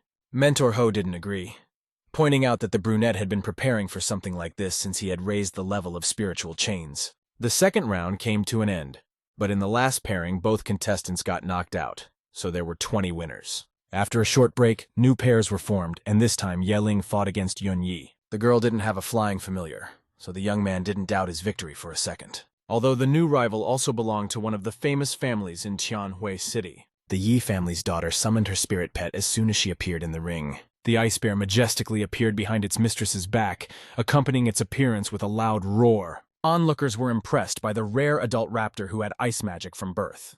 Yeling called out to Shu Yu and waited with a satisfied smile for the third round to begin. The referee saw that the students were ready and announced the start of the duel. The applicants did not waste time on unnecessary conversations. Yun Yi let the beast start attacking first, and it was quickly approaching the white-eyed zombie. The young man realized that he would only be a hindrance to the spirit pet in this fight, so he completely relied on Shu Yu. The girl jumped away from her master and rushed towards the ice bear. A frosty aura swirled around familiar Yi, giving him a more intimidating appearance. Yun lost sight of the zombie for a second and ordered the pet to freeze Shui to take away her advantage. The white ice bear rushed towards the center of the ring surrounded by a frosty aura. The moment the white-eyed zombie shifted, Yun Yi was impressed by the girl's speed, so she advised her spirit pet to freeze her. The beast did just that. Using his icy breath, he filled the entire ring with small ice crystals. Yeling observed the bear's impressive abilities and recognized that it was deservedly considered a rare familiar. The freezing helped detect Shui Yu and expectedly slowed down her movement speed. As soon as the daughter of the Yun family saw the zombie girl, she ordered a change in the type of attack. The spirit pet obeyed and prepared to use the Ice Wave assault skill instead of Ice Breath. Displaced watched the direction of the new attack and realized that the assault was aimed at him. A smile appeared on the brunette's face, and he thought that he had actually expected something like this for a reason. Action had to be taken quickly, and there was no point in shortening away from the ice bear. Therefore, Yeling used the spiritual shield skill and hoped that it could protect him from the ice wave.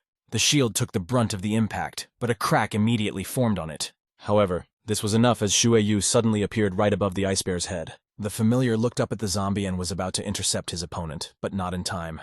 The white-eyed woman used her physical strength and the effect of surprise to plow the beast to the floor. The bear appeared immobilized, and this caused a wave of stunned disbelief from the stands. Yun Yi was also shocked by this turn, and the zombie girl's strength didn't settle in her mind. To help her spirit pet get out of her disadvantage, the daughter of the Yun family used a spirit chain.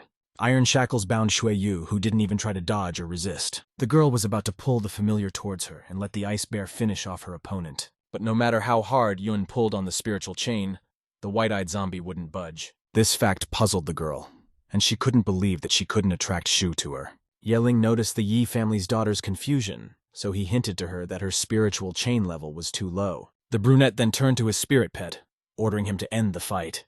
The white-eyed zombie easily freed herself from the chains and turned her attention to the familiar. Her clawed hand grabbed the ice beast's head, and the bear let out a disgruntled growl. Shui Yu slumped to the ground, and her opponent was thrown outside the ring. Yun Yi watched in shock at how easily the white-eyed zombie got rid of her familiar. The audience also froze in shock, realizing the fact that the girl had thrown the bear out of the arena with her bare hands. The raptor landed on the ground with a clatter, and the referee declared Yeling and Shui Yu as the winners of this round. The head of the Yun family was outraged that her daughter was won by an unknown disciple, but he was reassured, saying that the girl had performed admirably. The heads of the city's famous families were forced to admit that Yeling's familiar possessed amazing strength. The Yun family's daughter accepted her defeat with dignity, although she admitted that she had never imagined such an outcome. But nevertheless, Yi reached out to her opponent and promised to look forward to Lin's next performance. The brunette returned the handshake and praised the girl's abilities as well, hoping she would get into an elite school. On such a good note, the opponents said goodbye and went their separate ways. Another task was completed, and the system rewarded Shu with experience, and the young man got a body enhancement. Yeling felt a surge of strength, and all the pain in his muscles disappeared as if it had never existed. Soon all the duels were over, and the referee announced the start of the semi-finals and asked everyone to get ready. Once the pairs were chosen, the judge asked the contestants to proceed to their respective arenas. The brunette saw that he would have to fight the famous Meng Yue, but decided that he wouldn't be a problem. Young went to the third ring to face another entrant in a battle royal. His opponent was a short guy who looked serious about winning. The student silently summoned his familiar and black smoke appeared in the arena. Then the audience saw a tall man dressed in armor and in his hands was a sword.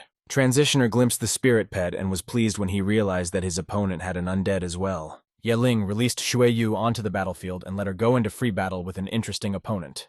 Zombie Girl appeared in the ring and quickly found a glimpse of her opponent in this round. The referee stood in the center of the arena and, after making sure both students were ready to fight, announced the start of the contest. Meng Yao directed his familiar to attack, while he himself ran alongside, directing the spirit's movements. The brunette realized that they were going to be hand-to-hand fighting and it amused him a little. After assessing the situation, Yeling ordered the girl to attack the spirit shield first, and then the familiar itself. Shui Yu didn't waste any time and moved forward, intending to do as the master ordered. Meng Yao kept close to his spirit pet as the undead were about to attack the zombies. In a matter of seconds, the white-eyed woman broke the spiritual shiat and stepped back. As soon as this happened, Yeling used the spiritual chain technique, and the clinking of metal was heard in the arena. The undead soldier was restrained, causing Meng Yao to be confused, and he didn't understand how this could have happened. The student's attention was completely focused on his spirit pet, so he didn't notice Zhu's disappearance. The girl did not attack the familiar, instead targeting Meng Yao himself. The white-eyed zombie barely touched the guy as he screamed loudly, making her stop. Yao fell to his knees and raised his hands, hoping that Shui Yu wouldn't attack him again. He shouted that he was giving up, and it was officially the easiest duel for Yeling in this exam. Also, when the fight was over, it caused confusion among the audience, as the fight lasted 2 minutes. The Li family's patriarch was the most astonished and didn't understand how one could defeat an enemy with a single blow. The brunette got out of the ring and was about to go to the rest area when he was approached by an unfamiliar girl. She clearly knew him and looked extremely displeased when she demanded his attention.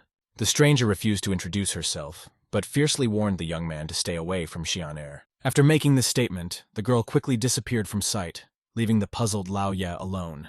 Thinking too long about the incident, the guy didn't have time as the semifinals began. Academy's representatives were delighted that they were finally getting up to the best part. Liu Feng noticed that the brunette would be fighting Li Shengtian, who was supposed to be a worthy opponent. Chief Li's son was expecting Yeling in the ring and was happy to see them meet in a bout. The young man recognized that the student had performed well, but was sure that the transient would not emerge from this duel victorious. This kind of attitude didn't please the brunette, so he let Shu out on the field, but let the opponent attack first. Li Shengtian summoned his familiar, and a stone general appeared behind him.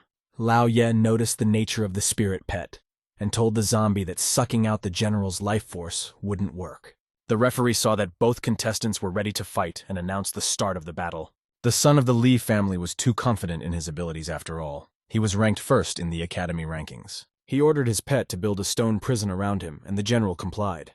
Shengtian smugly said that Shui Yu didn't have elemental attacks, so she wouldn't be able to break the stone prison.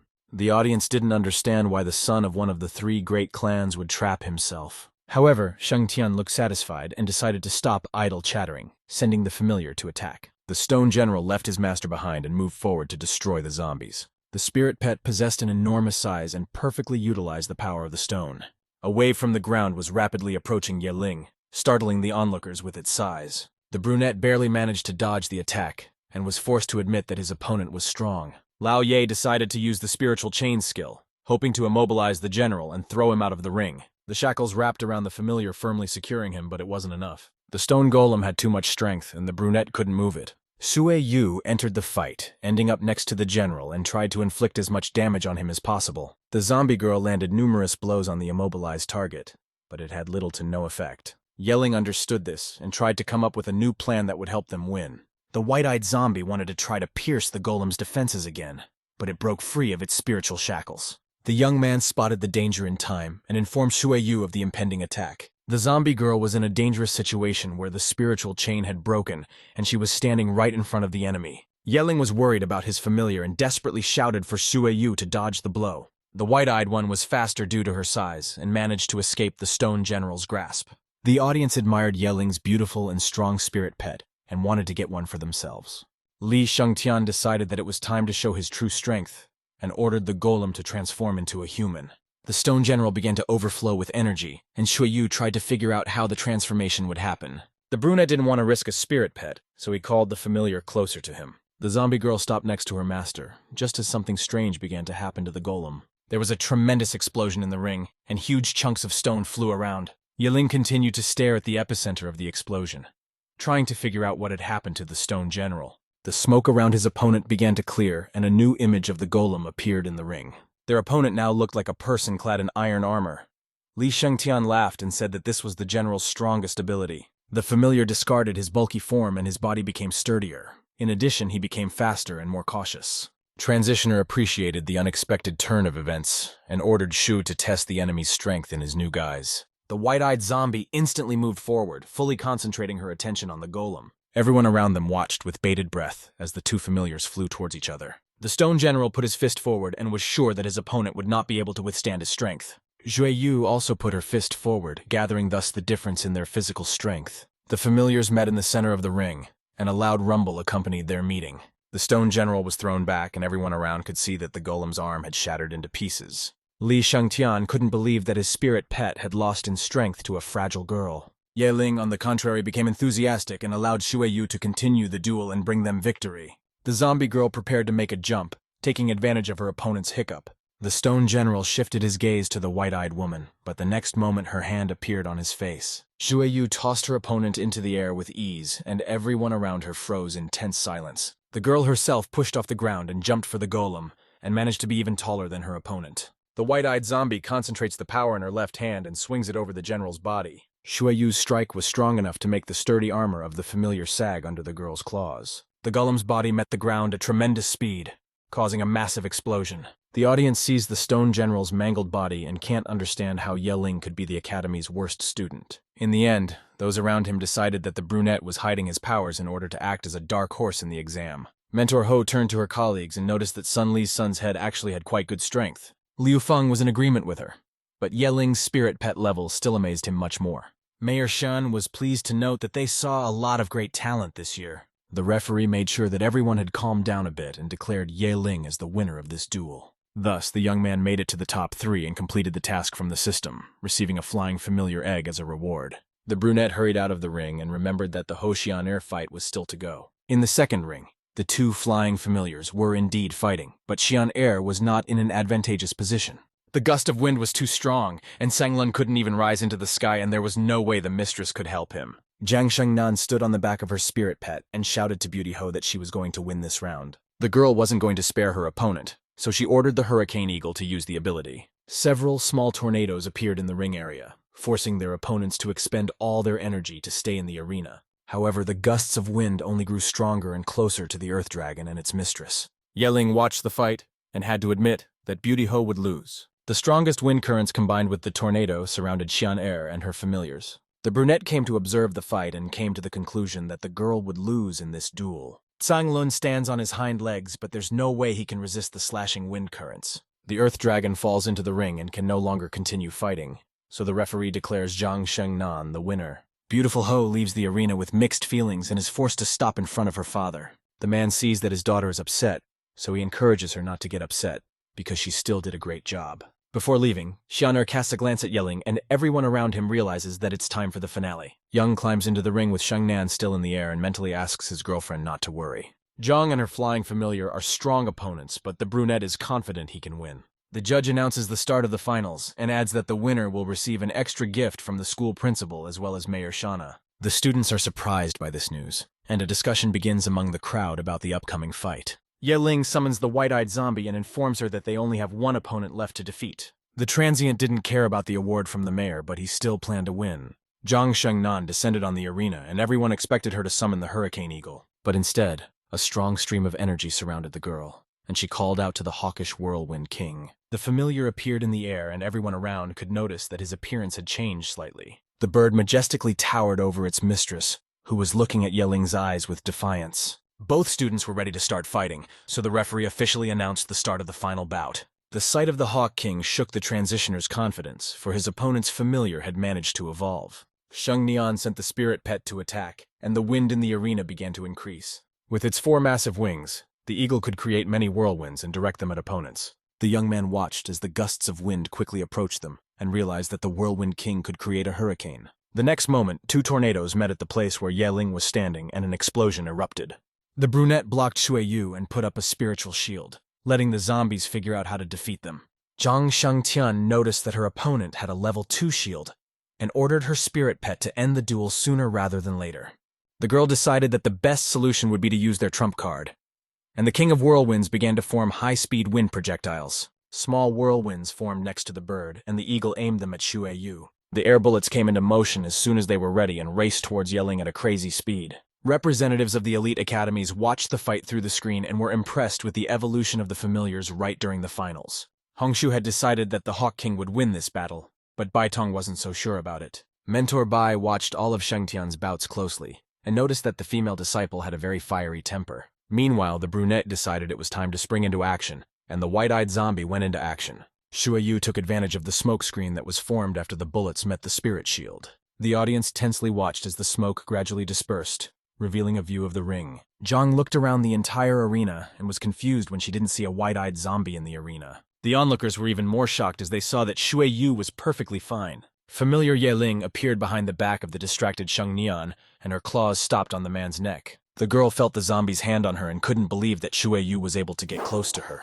Not only was the white-eyed zombie able to dodge the speed projectiles, it also dodged the king's attack and attacked Zhang. Sheng Nian realized that she wouldn't be able to do anything, so she knelt down and admitted defeat. President Shan rose from his seat and was the first to start applauding, praising the magnificent final fight. The man believed that the white-eyed zombie had acted very cunningly when it dodged the familiar's powerful attack and attacked its mistress directly.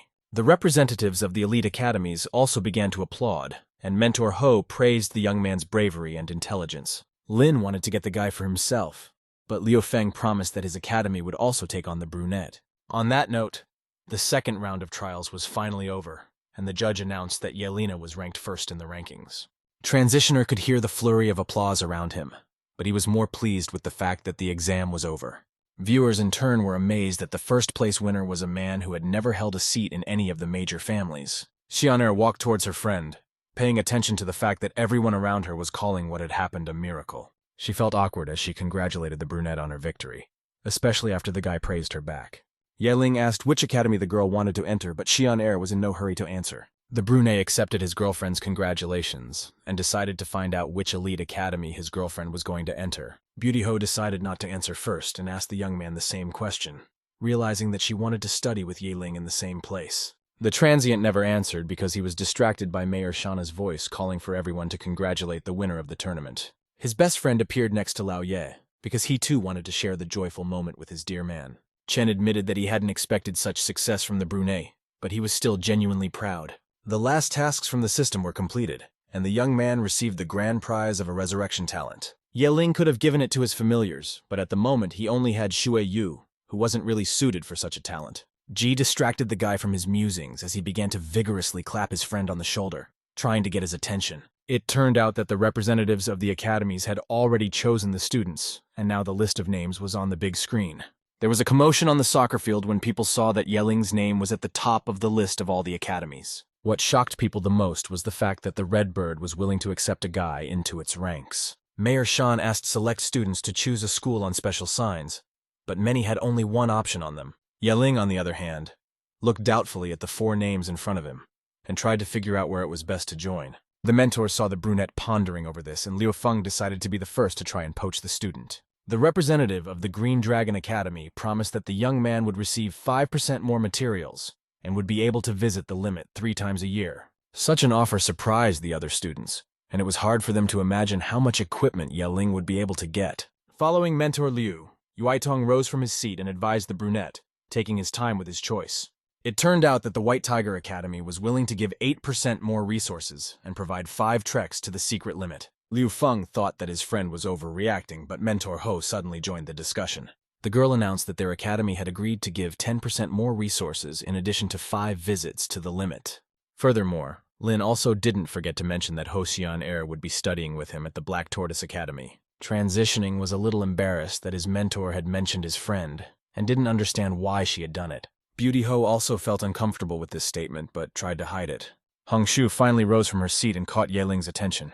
Representative Redbird promised 15% more resources and admission to the secret limit once a month. Mentor Hong also didn't forget to mention that the young man would be the first and only student of the academy since its founding history. The terms from the Redbird Academy were appreciated by all present because they were the most generous, so also the transient would be surrounded by beauties. The brunette considered all the offers, but 12 visits to the secret limit a year was too tempting. This became a key factor, so Yeling confidently chose to enroll in the Redbird. All the guys around were excited by this turn of events and wanted to be in the young man's shoes. Lao Chen was delighted with his friend and admitted that he envied him, for what had happened was something amazing. Mentor Hong came down from the bleachers, shortening the distance between herself and the new student. The woman congratulated the transient on joining the academy and promised that he would not regret his choice. The Redbird representative said they would depart tomorrow evening on an airship that would be waiting for him at the East Gate. Afterwards, the girl left her friends to party and celebrate the end of the exam. However, almost immediately, their teacher approached the boys and reminded Yeling that he needed to meet the mayor in his office. The young man went to the Heavenly Radiance Academy, where Shangling Kong was already waiting for the winner of the tournament. The man once again congratulated the brunette on his victory and pretended that he always believed in the guy. Mayor Shan rewarded Yeling with 3,000 points and presented a high-level evolutionary material on top of that. The secretary held out a small box to the student while the transient promised that he wouldn't let Lin Kong down. The brunette opened the box and saw a very rare eternal bone on a red backing. This material was falling out of the strongest undead and would definitely be needed when Shui Yu was promoted to the final stage. Yeling wasn't sure if he could accept such an expensive item, but the principal asked the student not to worry about it. Mayor Shan convinced the transient that the material was useless to him, but with it, the brunette would make their academy famous. The young man accepted the gift and promised that he would never forget Principal Sean's kindness. The man let the student go, and the secretary wondered why the mayor had given away such a jewel. The president replied that Yeling's future was priceless. As soon as the boy walked out of the academy, he met his friends. Lao Chen agreed to train to become stronger together in the future, and Xian'er congratulated the brunette for enrolling. The redhead didn't want to interfere with the couple's conversation, so he admitted that he had to go, leaving them alone. Yeling was happy to see the beautiful Ho and also didn't forget to congratulate the girl on entering the Black Turtle. Of course, Xian'er was a little upset that the brunette would be studying surrounded by girls, but she recognized that the Redbird was a good academy. In the end, the brunette hurriedly left so as not to give away her feelings and wished her friend good luck. Yeling was left alone in bewilderment, looking at Xian'er's receding back, trying to figure out why she had even come. The next night, it was time to depart on the airship that belonged to the Red Bird.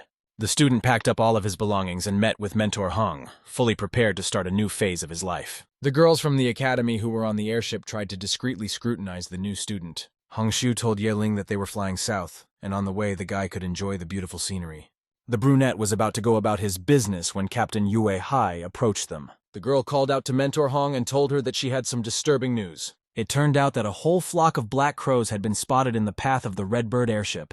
Captain Lee went with Hongshu and the new student to the inside of the ship to find out the details. Yue Hai couldn't say exactly where the flock of flying monsters came from, but they knew that crows weren't very strong. Mentor Hong pondered the plan of events and ordered Captain Lee to prepare the airship for battle. Shields were erected around the hull of the transport just in time, for they would soon come across a pack of monsters. The crows were indeed small in size and level, but there were a lot of them. They surrounded the airship and dive-bombed the spirit shield, trying to get to the passengers. Captain Lee called all the spirit conquerors to the cockpit so they could chase the monsters away together. An alarm began to sound inside the transport, making it clear that the transport was facing a threat. Yeling rushed towards the cockpit, and in one of the corridors, he ran into Yun Yi. The girl was also in a hurry to help, so the pair set off together to the gathering place of the spirit conquerors. The flock of crows continued to attack the airship, and they even managed to cause a few explosions. However, Mentor Hong remained collected and asked everyone else to remain calm, explaining that the low-level monsters in front of them were low-level monsters. Shu decided that this was a great opportunity to test the newcomers, and asked Yeling and Yun Yi to summon their familiars. The students didn't need to be asked twice, and they were immediately ready for battle, unleashing their spirit pets. The ice bear sensed the presence of the zombie beside her and glanced unhappily in her direction. The irritated familiar wanted to attack, but his mistress cooled his ardor, saying that they were not enemies now. The brunette looked around, making sure the monsters were low level, but their numbers seemed suspicious to him. Suddenly, the system alerted the young man to the start of a new time-limited mission. The young man was given 10 minutes to destroy as many black crows as possible. The flying monsters rushed to attack, and Yeling was excited that he would receive an extra reward for the battle. Therefore, he didn't wait and let Shu Yu enter the battle, ordering him to kill as many crows as possible. The white-eyed zombie leaped skyward and destroyed one monster after another, allowing the transient to watch her progress with a satisfied smile. The ice bear kept pace with its ally, slowing the black crows with its icy breath. The abilities of the familiars matched each other perfectly, and they became a great team. Shu Yu moved quickly and elegantly without distracting herself from following orders. The unusual spirit pet attracted the stares of the rest of the crew. Everything was progressing well as Yun Yi suddenly noticed that a thick black aura appeared above them. She caught Captain Lee Yuehai's attention, and they saw a larger monster. The presence of the Black Crow King explained the huge number of small monsters that attacked the airship. Mentor Hong stepped forward and urged everyone to be careful because the raven was on the second step. Yeling remembered that the reward increased from crows killed, so he assumed that he would get something valuable for the king. When the monster flew close enough, the young man sent the white-eyed zombie into an attack. Hongshu didn't support this decision and demanded that Shu Yu be returned, claiming that she couldn't handle such a strong monster. The mentor wanted the guy to bring back the zombie, but Yeling assured that he had everything under control. The girl didn't believe the brunette, but since the transient wasn't going to listen, she had to intervene. Hongshu summoned her own familiar, and a huge firebird appeared above the airship. Feather was far superior to the Black Crow King in terms of strength, and the monster sensed it. Mentor Hong's fire kite was at the 7th step of the 1st level, and was admired by its mere appearance. The fire around Shua's surname began to flare up, and the flock of black crows hurriedly retreated. The brunette didn't want to lose a good reward, so he ordered Shu Yu not to let the king escape. The white-eyed zombie was near the main monster and was able to wound the bird with its claws. Hongshu was surprised to notice that Yeling's familiar was capable of poisoning the opponent with venom. The zombie girl flew down at the Black Raven King and continued to strike him. However, the bird still managed to turn around in the air and start flying away from Shueyu. The airship's passengers were happy that the Black Crow King had retreated, and only Yeling was disappointed. However, the time for the task was up, and the young man received a new notification from the system. The information plaque informed him that the zombie had killed 478 crows, for which he received experience and growth crystals. Mentor Hong turned to the students and allowed them to return to their rooms and rest during the flight. The transient did not argue with this, for he was interested in learning information about the awards he had received. This was how he learned that an experience crystal increased a familiar's current experience by 10%, and a growth crystal increased the growth level by the same amount. Yeling used the crystals on Shueyu, and the system reported that the girl was ready to start the next stage of evolution. The brunette didn't delay evolution and started the process right on the Redbird's airship. Just like last time, a glow surrounded the zombie and an aura of undead appeared around it. Eventually, the girl's feet lifted off the ground and the familiar rose into the air. Yeling watched the evolution process carefully, and he wondered if something would change this time. The white-eyed zombie closed her eyes and her clothes evaporated, leaving the spirit pet's body naked. The zombie aura circled around too fast to be able to see Shu completely. Finally, the process was complete, and the girl slowly lowered herself back to the floor. Now Yeling was facing a rare gray-eyed zombie, and several possible talents and skills opened up in front of her. One of those abilities was flight, which consumed stamina, but in the case of zombies, that wasn't a problem. Blood control magic also appeared, which allowed you to control your opponent's body. In addition, the transient unlocked automatic resource picking and received a mystic item. A golden box appeared in front of the brunette, and when it opened, the guy saw a talent card. Yeling grabbed the unknown object and began to examine it from different angles with interest. The system explained to the student that the host could use it to copy all the available talents of the familiar 5 times. The brunette thought the opportunity was very cool and pulled the gray-eyed zombie to him to use the card. For starters, the guy explained to the girl that he was going to copy her talents. And after a few seconds, Yeling also possessed super-fast regeneration and blood spray. After that, it was the turn of the most important, and the transient pulled out the egg of the second familiar. The young man muttered that he was making a pact on his blood and ordered the spirit pet to awaken. The egg glowed, and its shell began to crack as Yeling's second surname emerged. After that, there was something like an explosion, and the sky outside the airship also lit up. The other passengers covered their eyes, trying to protect themselves, and panic rose on the ship. The girls didn't know what was going on, but they assumed that teacher Hong Shu had released her fire kite again. However, it soon stopped, and his flying familiar appeared in Yeling's room. The young man couldn't believe his eyes, for right in front of him soared a beautiful fiery phoenix. The brunette was very happy to get a flying pet of epic level from the system at once. The divine bird was immediately a 9th level first stage bird, and had the ability to evolve. Looking over the new pet's profile, Yeling noticed that there was no Nirvana resurrection among the talents. It reminded him that he had recently received a resurrection, and had given it to a bird to live up to its name. Under the effect of the phoenix fire, the talent was transformed into a resurrection of Nirvana, and the pet became perfect in the young man's eyes. The transient smiled at the divine bird, and they agreed that from now on she would be called Feng Ju. And Ju liked the new name, and the brunette was delighted that both of his familiars could talk. On that note, their trip came to an end as the airship flew into the holy city. The divine bird happily agreed to carry the name Feng Ju, which was given to her by her new owner. Yeling was happy to learn that the phoenix could speak, but quickly realized that it was to be expected from an epic familiar.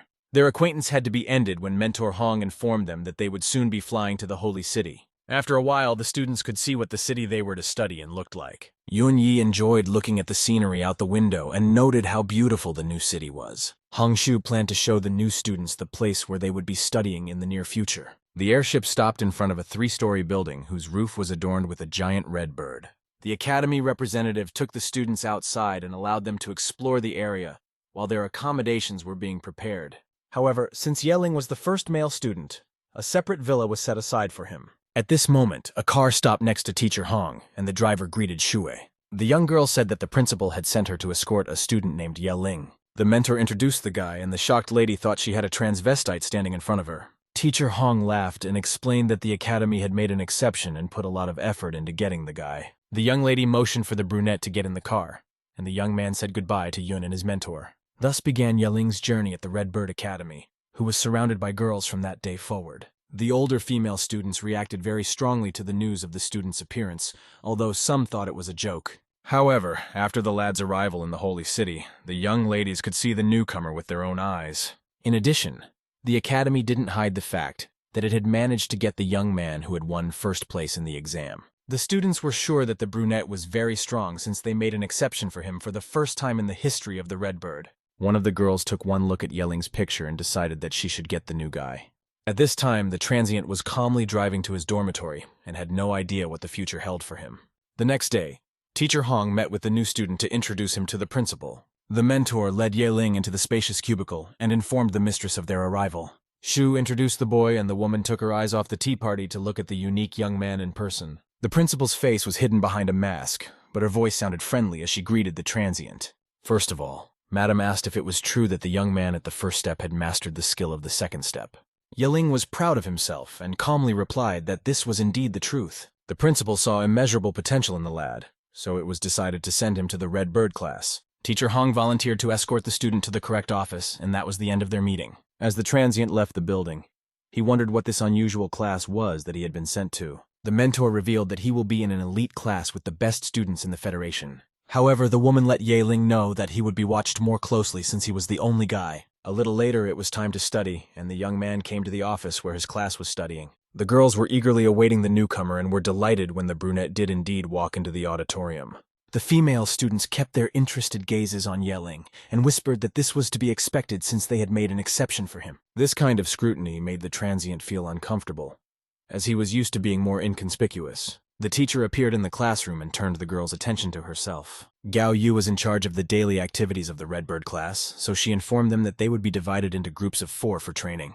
The woman took turns calling out the names of the students, announcing which name group they were in. After that, Gao Yu walked over to Yeling's desk and stopped right in front of him. She looked in her notes and informed him that he was placed in the first group and his supervisor would be Teacher Hong. This news sparked a new wave of interest in the girls, for Mentor Shui hadn't led students in a long time. Gao Yu ignored the noise in the classroom and sent all the students to join hands with the group to start practicing. As soon as the guy was outside, he was spotted by 2 female classmates and called Yeling over to them. It turned out that these girls were his teammates. The female students looked happy and politely said hello to the brunette. The transient moved closer and exchanged a few words with his new acquaintances. They didn't manage to talk for long, as Teacher Hong appeared beside them almost immediately. The mentor gave the brunette the names Hishui and Sun Ning, and informed everyone that she would be their leader until graduation. Hong Shu felt that since the elites of the Federation were in front of her, they should know the necessary theory. Because of this, the first team was able to go straight to the practical part of the training. The girls fought each other without using familiars, practicing close combat skills. Yeling was watching them when Mentor Hong appeared beside them and reminded them of the Academy's promise. The woman handed the young man the map and told him he could use it once a month to enter the secret limit. Since the Redbird class was considered the elite of the entire Federation, the teacher let them go straight to practice. And while the girls were fighting amongst themselves, she took out a small black card and reminded Yeling of the Academy's promise. The brunette looked at the item in his hands and recognized it as a secret limit card that he could use once a month. Teacher Hong promised that he would find many useful things at the limit and could quickly increase his strength. Transitioner held a real treasure in his hands and was already anticipating the journey to the secret limit. Once the training session was over, the young man went to the secret limits hall where all the limits of the Academy were located. Yeling walked up the steps of the building and heard the female students around him could only dream of attending the limit. But he had earned the opportunity to visit the place once a month, and he was going to take advantage of that opportunity. A guard was waiting for him at the door to the hall, who did not believe the lad had the right to enter the secret precinct. It wasn't the first time the girl had guarded the hall and knew that newcomers couldn't be allowed into such a dangerous place. However, the brunette handed her a clearance card, which was an official pass. The guardian was forced to back down, though she noticed that the Academy was going crazy for allowing such things to happen. Nevertheless, the guard asked the young man to follow her to the end of the corridor to show her where the entrance was located. In the small hall, there were portals that led to secret limits for different levels, and the girl advised Yeling to start with the first one.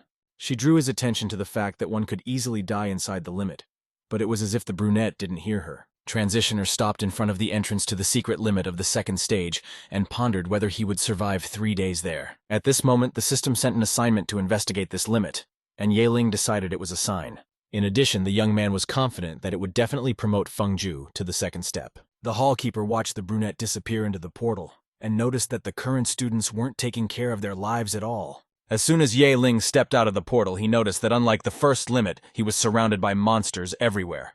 This did not scare him, however, as he came for battles and adventure. The first thing the young man did was to summon Shueyu and Fengju, informing them that it was time to attend to important matters. Phoenix sat on her master's shoulder, and the brunette explained to her that they were at a secret limit to increase their levels. Yeling wanted to touch the divine bird, but it retracted its paw and ordered him not to touch it.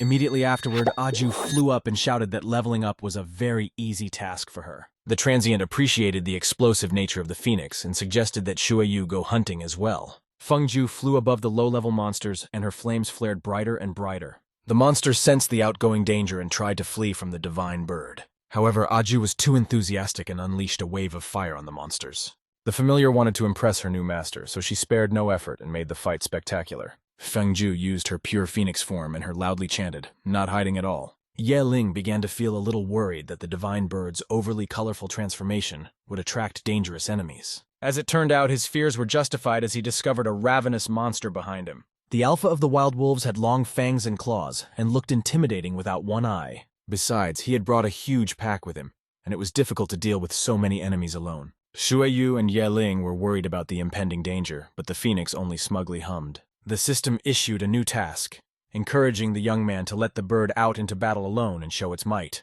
The brunette did so, letting Fengju fight the pack on his own, and the familiar flew straight at the alpha. The monster was ready to meet the brazen opponent, and tongues of flame showed from its mouth. And Ju saw the fire directed at her, but didn't even think of dodging the attack. Yeling was a little startled after realizing that their opponent was perfectly proficient in fire magic. In the sky, the beam met the divine bird, and everyone present was deafened by a violent explosion. The wild wolf alpha was sure that his attack would incapacitate Fengju, and was surprised when it didn't. The phoenix was still hovering above him in the sky, and Yeling laughed when he remembered that the familiar was immune to fire. He smugly pointed at the wolf and promised that this would be his last fight. The alpha of the wild wolves looked up into the sky and saw that the divine bird was perfectly fine. The brunette smugly shouted that Aju had an innate immunity to high-level fire. Yeling was confident that victory was now in his pocket after all. Fire was powerless against the phoenix. Fengju's flames were taking on a green color, and she shouted that she would burn everything around her into ashes. The divine bird used the devil flame skill, and fire began to descend on the wolves from the heavens. The monsters were being destroyed right before our eyes, and were completely helpless against the elements. The young man watched from the sidelines, admitting to Shueyu that he was intimidated by this skill. Occasionally, the alpha of the wild wolves would show out of the tongues of flame, but he was definitely no longer a threat. When all the monsters were defeated, the fire began to die down. It became apparent that everything around them was burnt. The auto-picking function also triggered, and Yeling obtained a wild wolf claw and heart, as well as an entry-level fire crystal.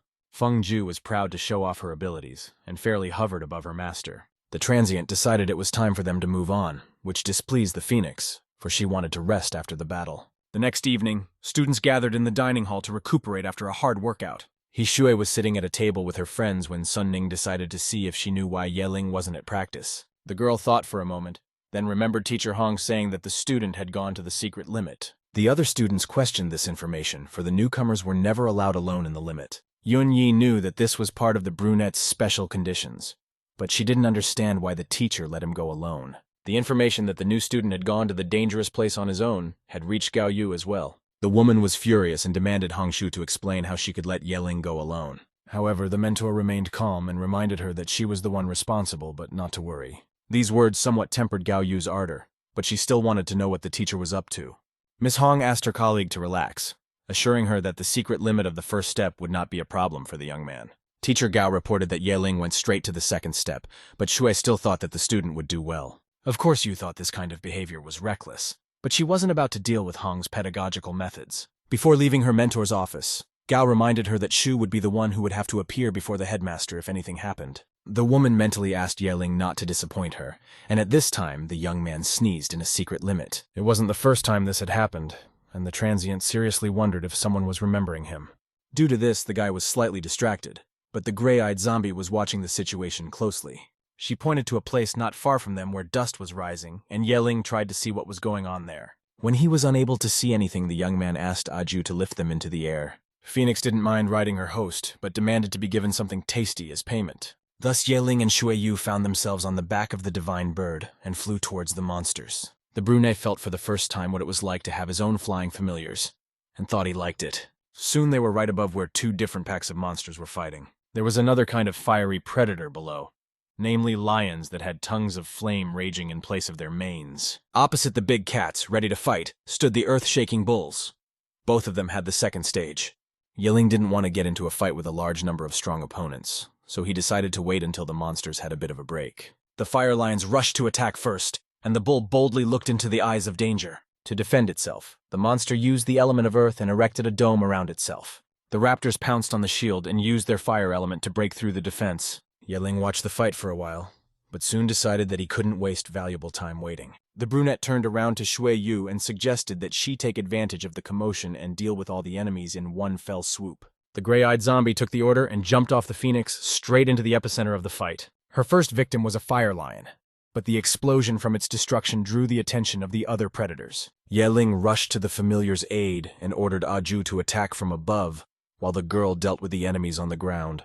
Thus, Shui Yu entered her battle mode using her wild blood skill. The fire lions were distracted from their original target and turned their attention to the zombies. The gray-eyed zombie landed on the ground in the middle of a pack of fire monsters and used her new blood-conquering skill. All the monsters on the battlefield turned towards the blonde and felt that she was a threat.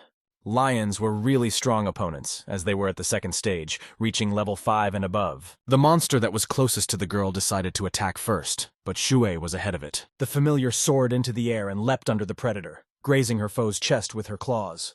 When the zombie landed, Yeling worriedly noticed that the gray-eyed one's arm was covered in fire. The flames died out rather quickly, showing that the spirit pet was fine, and the brunette calmed down, remembering the regeneration. Fengju lowered her altitude, and the brightness of her flames attracted the attention of the fire lions. Phoenix let her fire spread around, intending to help Shui Yu. At this time, the news that the newcomer alone had entered the secret limit had even reached the disciples of the Black Tortoise Academy. Students discussed the high likelihood of the guy not coming right back on campus, and they couldn't even imagine that Yelling's familiars could effortlessly destroy second limit monsters. The gray-eyed zombie attacked another predator and crushed the animal's head to the floor.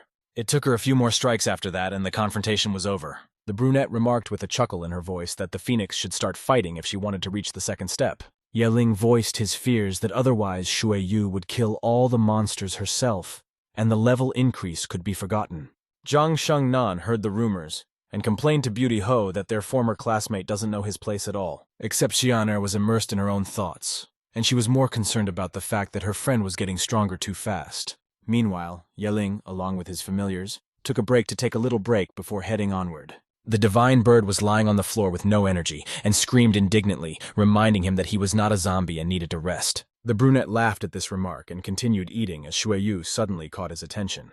The girl rose from her seat and gazed intently into the distance, reporting that she saw something unusual ahead. The pair decided to leave Aju in the makeshift camp and went to see what the strange glow was emitting.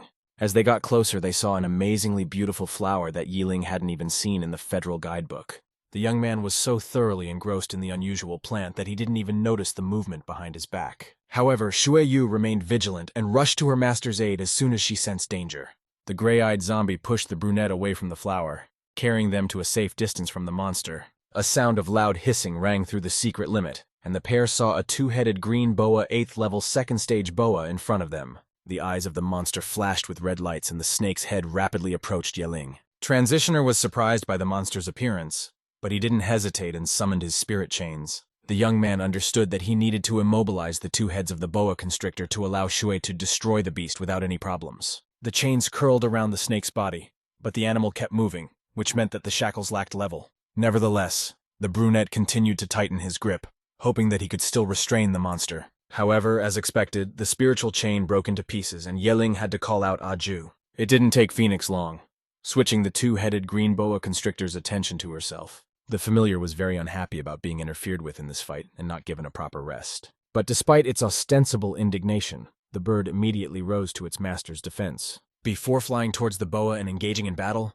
Aju used the divine fire defense skill. Thus the phoenix enclosed the friends in a circle of flame that protected them from danger. The master praised Fengju's skill, but the bird was too unhappy about being woken up and wanted to teach the boa constrictor a lesson. The flames of the divine bird once again took on a green hue, and the fierce devil fire met with the two-headed serpent. Yeling reminded the familiars about the rare fruit, asking them not to burn it, but Aju said she knew about it herself. The monster was being consumed by green flames, and soon there was another huge explosion. Many trees were badly damaged in this fight and were quickly turning to ash. The two-headed green boa was desperate to destroy Yeling and the gray-eyed zombie. but every monster's attempt to attack was stopped by the barrier of divine flame. Soon, the lifeless body of the snake fell to the floor, and the young man praised Aju, making her happy that they now had meat. However, the transient himself was more interested in the rare fruit that got them into trouble. The system analyzed the item and told them that the item in front of them was the fruit of a dead spirit, a rare material for undead evolution. It was created by absorbing the soul of a dead person, and was just required for Shui's evolution to the next stage. This finding encouraged Yeling, and he ran forward, calling the familiars with him to fight the new monsters as soon as possible. After defeating the monster, the brunette was most interested in the unusual fruit. The guy ripped it off, and the system reported that he was holding a rare material called dead spirit fruit. The young man looked over his characteristics and realized that they would need him when Shuiyu was moving to a new stage of evolution. This was very good news, which spurred Yeling to not linger and continue exploring the limit. That's how the group found another flock of three-headed crows on the first day, which they dealt with the help of a spiritual chain. The next day, a thrilling battle with multi-legged apes awaited them, involving mostly zombies. On the last third day, Yeling encountered a group of fire-tailed macaques and had to run away from them while waiting for help from the familiars. At the end of their short journey, the gray-eyed zombie had been promoted to the 3rd level, and Feng Ju had been promoted to the 2nd level of the 2nd stage. Behind the constant adventures, the brunette didn't even notice how the whole 3 days flew by. Nevertheless, they were pumped up enough, so they headed to the portal to return to the academy. Gao Yu had to come to the principal's office to report serious damage to the 2nd level secret limit. The ranger reported to the teacher that Yeling had burned almost the entire forest using hellfire. Madam Director was interested in this phenomenon and ordered that the limit be closed and a restoration team be sent in. Gao Yu accepted the instructions and wanted to know how the student would be punished for his actions, but Madam was not going to scold the young man. Yeling was walking through the grounds of the Redbird Academy, and all the female students started to actively whisper as soon as they saw him. The girls were overflowing with excitement, and each wanted to take a closer look at the newcomer. The brunette once again felt uncomfortable, and thought that he was not used to such attention. Just at that moment, the system reminded itself and gave out an Eye of Truths and 5 spirit crystals, an experience each as a reward for passing the limit. The Eye of Truth had the same abilities as spiritual sight and allowed one to see information about any subject. Yeling was curious to check how it worked, so he analyzed a red maple leaf. So he learned that the tree was over 30 years old and endowed with the ability to be red all year round. The next object of his interest was Wang Lin Yu. He was able to find out her age, height, level, abilities, and number of familiars. Besides, the system even showed the girl's parameters, and the guy hurriedly left as he felt uncomfortable. Outside the main building, the brunette found mentor Hong Shu and headed over to share his progress with her. The teacher realized that the student had returned from a secret limit, so she asked how it went. Yeling briefly described his journey, and noticed that the girls on his team still hadn't arrived. That's how he learned that the principal admired his progress and decided to transfer the student to the 2nd year. Teacher Hong informed him that he would have to practice there more often, so resources and equipment had to be prepared. The girl gave the apprentice an admission reward and advised him to go to the Celestial Pavilion. And since the mentor still had things to do, she let Yeling go shopping on her own. The transient decided not to drag this out too long, so he immediately went in search of the right store. The pavilion was impressive in size and looked more like a treasure trove than a store. The brunette entered the building and was immediately approached by one of the female employees, asking how she could help. Yeling said that he needed to sell some materials, but the employee noticed his red bird costume. The young man said that he was studying at the academy, but the employee did not believe him and was not going to work with an unknown person. The girl aggressively asked the guy to leave the Sky Pavilion, unwilling to listen to Yeling. The transient was angered by this attitude, and an argument broke out between him and the worker. At this moment, the celestial owner appeared beside them and inquired about their situation. With the help of the Eye of Truth, the guy learned all the basic information about Chen Meng Yao. The co-worker once again accused Yeling of lying while the guy marveled at the fact that at only 20 years old, the girl had almost reached the 3rd step. The blonde girl recognized the new Redbird student, so she ordered Lao Zhao to apologize to the customer. The employee didn't understand what it all meant, and Meng Yao said that the guy was really studying at the academy. Lao Zhao couldn't believe that the Redbird had accepted the guy into its ranks, but the owner advised the girl to watch more news. Miss Chen went to her office and asked her to bring the student to her after they settled the conflict. Lao Zhao began to actively apologize to the brunette, and the guy was even confused by her pressure. Eventually, the transient was escorted to the office of Chen Meng Yao, who noticed that the young man looked better in person than he did in the photo. The blonde was excited to meet a promising student, as she was in her 3rd year at the academy herself. Yeling started to address the girl as his sister, but the pavilion owner allowed her to call her by her first name. Miss Chen remembered the materials the brunette wanted to sell and promised to give a good price. Ye Ling took off the ring and prepared to extract all the resources he found in the secret limit that were unnecessary for him. Meng Yao asked the young man to lay out all the items he wanted to sell in the Heavenly Vault Pavilion. The brunette took off his ring and walked over to the table, ready to lay out all the unnecessary items. Various curiosities that Ye Ling had collected in the secret limit of the second level appeared on the table. The pavilion owner was impressed when she realized that the rumors were true, and the student did indeed go to the limit alone. Among the many materials, an emerald pearl caught the girl's attention. Meng Yao grabbed it and shouted enthusiastically that she had been searching for it for a long time so that her vine could evolve. Ye Ling didn't have any plant familiars, so he gladly gave the pearl to his older sister. Miss Chen glimpsed the remaining resources and ordered Lao Zhao to appraise them and pay the brunette a good price. Transitioner remembered the need to buy equipment, and Meng Yao promised that their store would give a discount on them. After a while, the young man would leave the pavilion knowing that all the items he had purchased would be delivered to his home. Ye Ling remembered to thank his senior classmate for the warm welcome and headed back to the academy. Lao Zhao was surprised by the owner's friendly demeanor and suspected that the girl liked the new student. However, Meng Yao asked her subordinate to mind her own business and read more news. Meanwhile, there was a lot of discussion in the Redbird Academy because of Ye Ling's transfer to the second year. His classmates were greatly disappointed, for they had lost their only boyfriend too quickly. The brunette was expecting an evening training session with his new teacher, so he walked leisurely through the academy grounds. The young man was busy counting the amount of money he had left after selling resources and buying equipment. Suddenly, on a deserted street, an unfamiliar girl stopped right in front of him. She blocked Ye Ling's path and wanted to know if the guy was a new student of the Redbird. The transient confirmed her hunch, and the stranger snapped out of her seat, attacking the student. The brunette was able to dodge the blow and panicked as he tried to figure out why his classmate was acting this way. The young man reminded her that they didn't even know each other, but the student didn't think it was necessary to get acquainted before a fight. The girl continued to attack, promising to say her name if the guy won, but Ye Ling preferred to run away from the fight. The brunette ran the other way with all his legs, finding himself utterly confused. The angry classmate did not pursue the newcomer, but warned him not to get in her face again. Transitioner continued running until he saw Teacher Hong's familiar face among the crowd. The panting young man stopped next to his mentor. The woman asked him what had happened. The brunette apologized for being late, telling me that he ran into some crazy woman on the way. Hongshu was amused by the story and advised Ye Ling to get used to being the center of attention.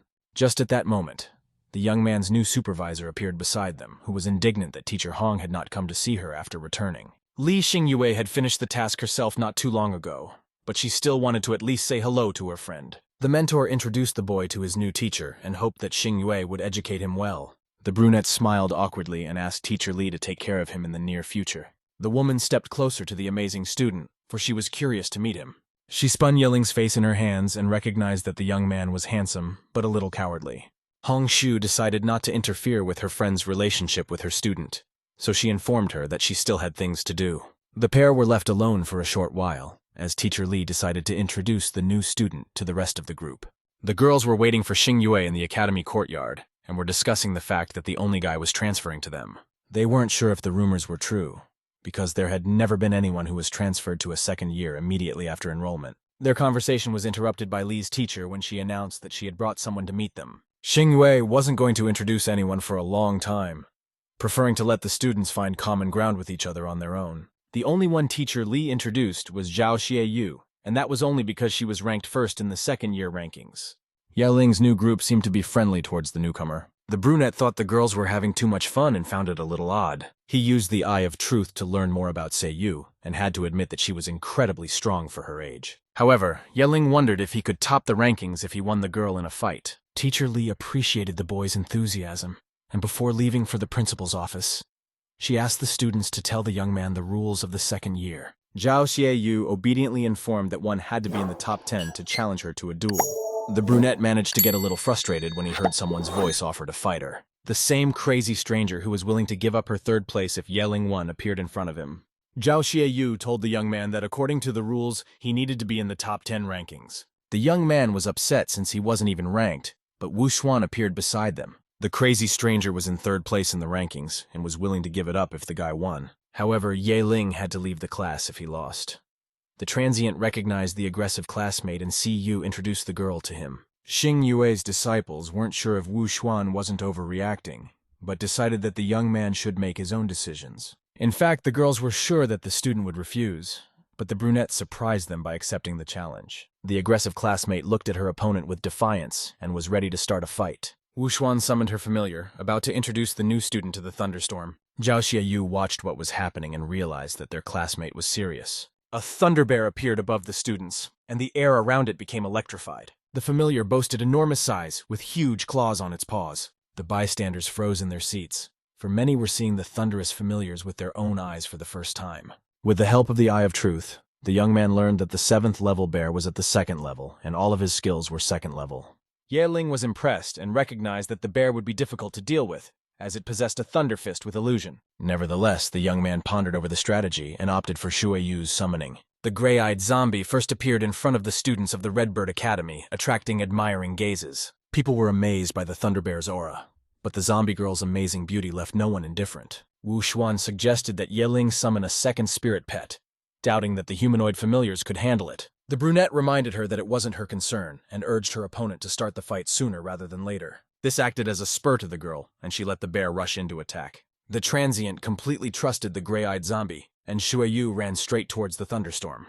The spirit pets met each other using all their physical power. There was an explosion at the sight of their collision, and everyone around them waited with bated breath for the smoke to clear. Soon both familiars came into view, but neither had a scratch on them. Ye Ling was indeed impressed by the thunderstorm since not many could avoid being injured after meeting Shui. Wu Xuan noticed the guy's reaction and promised that the bear would show something more interesting next. An aggressive classmate caught the attention of her spirit pet and lightning bolts rattled around her. The familiar heard that Xuan had asked him to use the thunder armor skill. The energy around the bear intensified several times, and behind the lightning people could not even see the pet. The gray-eyed zombie retreated to her master, and together they watched the tangle of lightning on the battlefield. When the Thunder Bear reappeared, it could be seen wearing metal armor that was imbued with electricity. Zhao Xiaoyu prompted the young man that not only did the armor have good protection, but it would also severely wound whoever touched it. The Redbird students recognized that this was to be expected from a power surname. Together with the destructive power of thunder, the thunderstorm's impact was unfathomable, and the spectators wondered if Shui could withstand such an onslaught. The gray-eyed zombie took an electric shock to put her opponent on his shoulder blades. The girl pressed the thunderstorm to the ground, but the lightning bolts passed through her hands, damaging them severely. Naturally, Shueyu and the others decided that without their claws, Shueyu would be useless and would quickly lose. Wu Xuan thought so too until she was able to examine the green glow around the zombie. Ye Ling's spirit pet was quickly healed before everyone's eyes with the super regeneration skill. Her opponent was annoyed, but admitted she had underestimated the new student. However, Wu Xuan still had a second familiar in reserve, and now the illusory lizard had entered the fray. This spirit Piom had the skill of stealth, so ordinary people couldn't see him. And while for everyone else, Zhueyu was pinning the thunderstorm to the ground, the lizard slowly approached Ye Ling. Wu Xuan realized that she had underestimated her opponent, so she unleashed a second familiar onto the battlefield. The illusory lizard took advantage of its peculiarity and appeared next to its mistress in invisible mode. The spectators watched in amazement as the Thunder Bear was defeated, and had no idea that anyone else was involved in the fight. All of the Redbird students were amazed at the strength that Ye Ling's familiar possessed. Meng Yao had also returned to the academy and stopped to watch a new acquaintance fight. The blonde noticed the appearance of the illusory lizard and mentally condemned Xuan's actions. Miss Chen thought this turn of events was unfair, and she felt sorry for Ye Ling. A WU's spirit pet finally snuck up on the brunette, and a victorious smile played on the girl's face. The aggressive classmate ordered the illusory lizard to finish the guy off, and the familiar leapt to the attack. The transient remained in his seat to the last, as if he had no idea what was going on. It was only when the spirit pet dispelled the illusion that the young man shivered and confessed that he had waited a long time for the lizard to approach. The girl was shocked at what was happening and couldn't believe that the newcomer could see her familiar. It turned out that throughout the battle, the young man had kept his eye of truth open just in case. Now it was time for a retaliatory attack, so Ye Ling summoned a divine bird to the battlefield. Phoenix soared into the air, leaving a plume of fire behind her, and quickly found her opponent with a glance. Wu Xuan realized that her pet wouldn't be able to resist Ju, and began to actively call the familiar back. However, it was too late because the divine bird had already started attacking. The illusory lizard couldn't avoid being hit by the fire, and its body began to be consumed by the green flames. Zhao Xiaoyu stepped forward in an attempt to get a better look at the surname that had suddenly appeared. The divine bird was clearly going to use devil flames because the fire around it took the form of small phoenixes. Jie Yu turned around at her friends, sensing the approaching danger, and ordered them to move aside.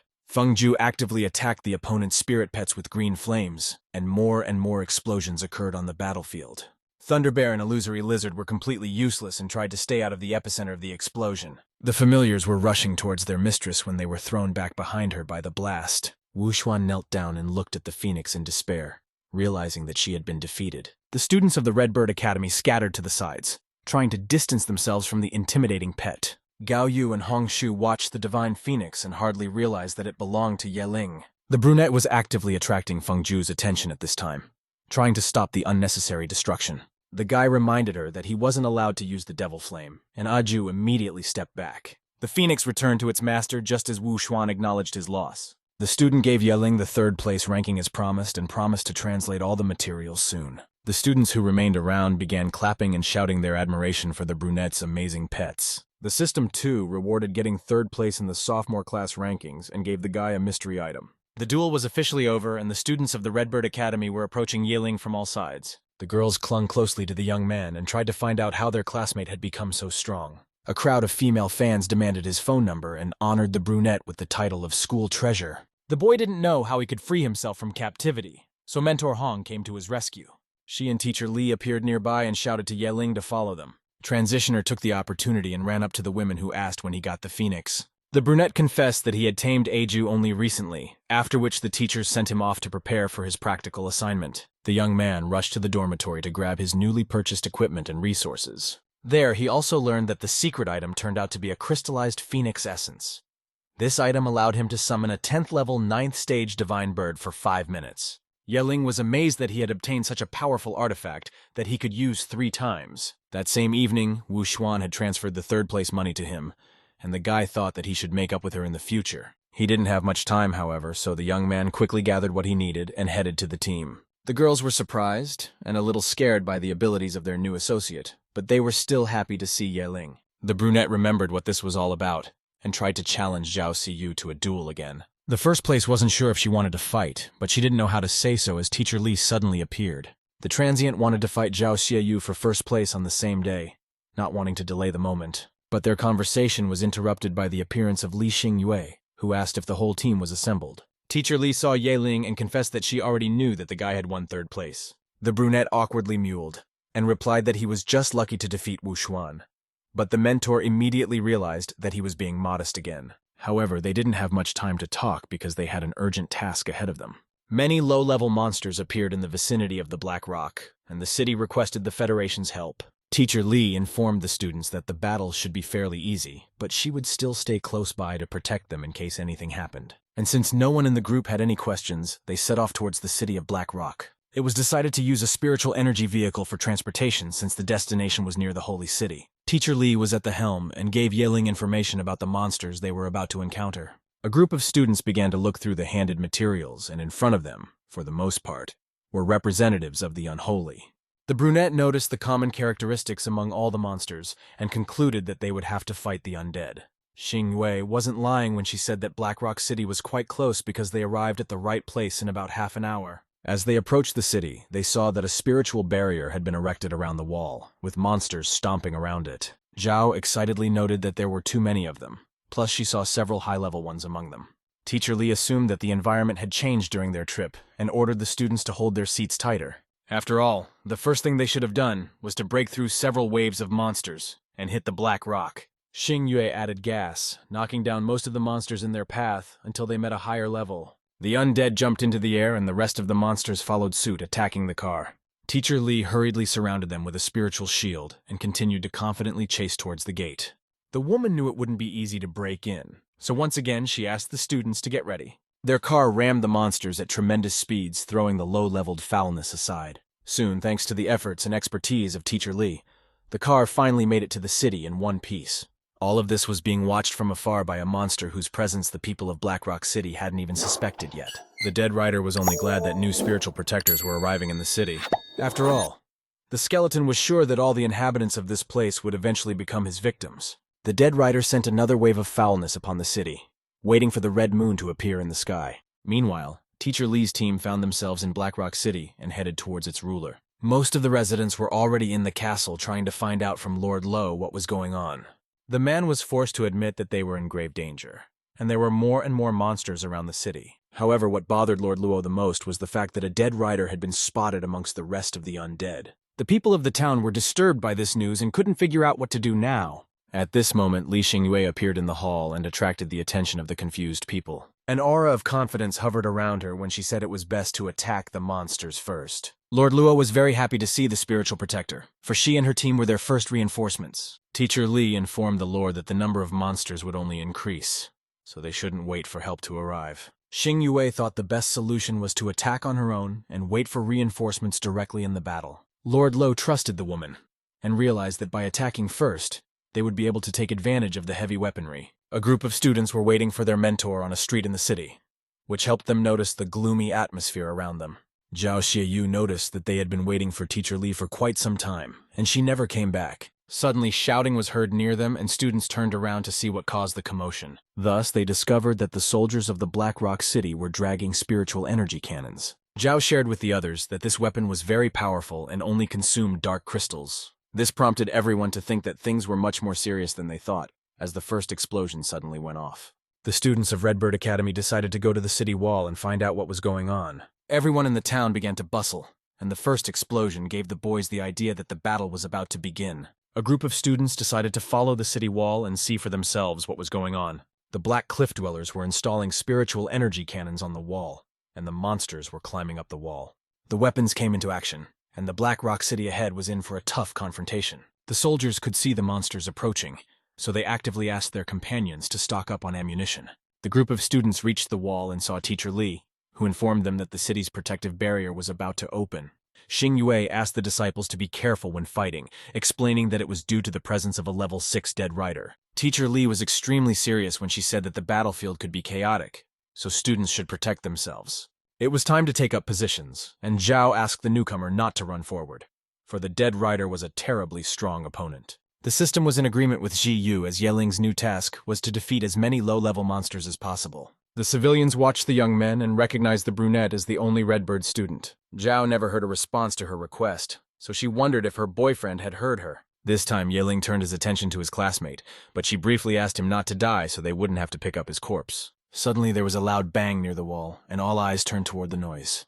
Lord Luo was drawing attention to himself in this way to tell the people of the city that they would have to defend the Black Rock. With the eye of truth, the brunette learned that the man was at the 7th step and possessed strong familiars and skills.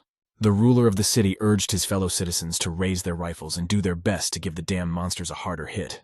Lord Luo's speech raised the morale of the Black Rock soldiers, and they were ready to rush into battle. The master of the city ordered everyone to get ready and opened the gates of the city, declaring the massacre open. The spirit cannons continued to blast away the low-level monsters protecting the entrance to the city. Once the gate was fully opened, the soldiers rushed forward full of enthusiasm to deal with the monsters. The low-level monsters seemed to go berserk and attacked the humans with even more ferocity than before. In response, the Black Rock soldiers, one after another, summoned their familiars onto the battlefield. Everyone was reminded not to forget to coordinate, so people with little combat experience had to stay behind. Yeling called out to Shui Yu and asked the girl to stick by his side to protect him in this chaos. The dead rider remained on the mountain and watched the men's desperate attempt to survive with disdain. The high-level monster thought the opponents were just a bunch of ignorant creatures. So he let his fire burn brighter and urged a new wave of monsters to come forward. Huge fire spiders came out of their hiding places and slowly crawled towards the battlefield. The dead rider was smiling contentedly and enjoying his sense of superiority. The skeleton was sure his insects would cause enough inconvenience and eat human flesh. The Redbird students kept close to each other, and Zhao Xiaoyu summoned a flying familiar. Her spirit pet flew forward, and an armed monster leapt to attack the defenseless girl. Yeling had time to notice that his friend was in danger and sent Shui Yu to deal with the imp. The zombie girl plopped the monster on the floor and easily disarmed it, receiving a thank you from Seiyu. The students were among the not-so-experienced fighters when suddenly the brunette noticed something unusual up ahead.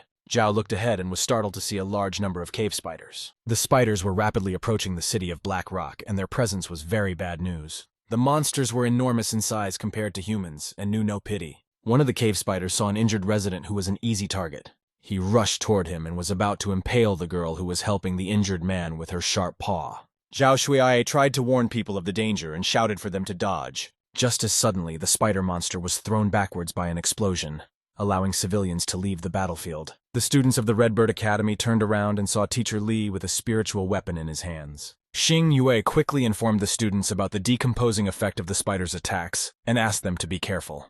In addition to Teacher Li, other soldiers with spirit weapons appeared, but Zhao noticed that there were too many spiders. Xing Yue appeared behind the students, rushing towards her students with a spiritual weapon in hand.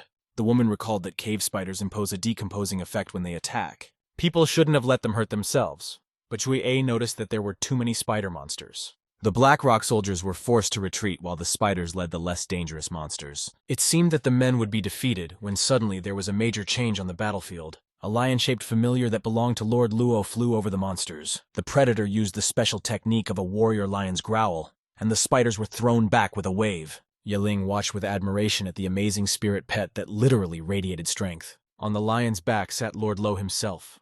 The man was swinging his huge sword, helping his henchmen fight off the monsters. Thus, the master of the city quickly cleared the way for the soldiers and raised their morale again. The spiritual defenders had an advantage, for they were now armed with special weapons. The soldiers slowly moved forward, but also shot all the monsters that got in the way. Both spiders and other kinds of unclean things suffered from the projectiles of spiritual weapons. Teacher Lee stayed by her students' side to tell them that stronger monsters might appear soon. In the end, the waves of monsters didn't stop, so the brunette decided that it was time to release Aju. Yeling used the summoning seal, and a fireball began to appear above him. The bright flames of the divine bird illuminated the battlefield, and its beauty caused many people to be distracted. Phoenix towered over the monsters and the rest of the familiars, glaring majestically at her opponents. A lot of people were surprised by the fact that someone among them had a divine phoenix. It was actually hard to believe that such an extraordinary spirit pet was standing in defense of the Dark Cliff. Lord Lo also noticed the phoenix and was impressed with the new generation, for he didn't think the bird would contract with anyone.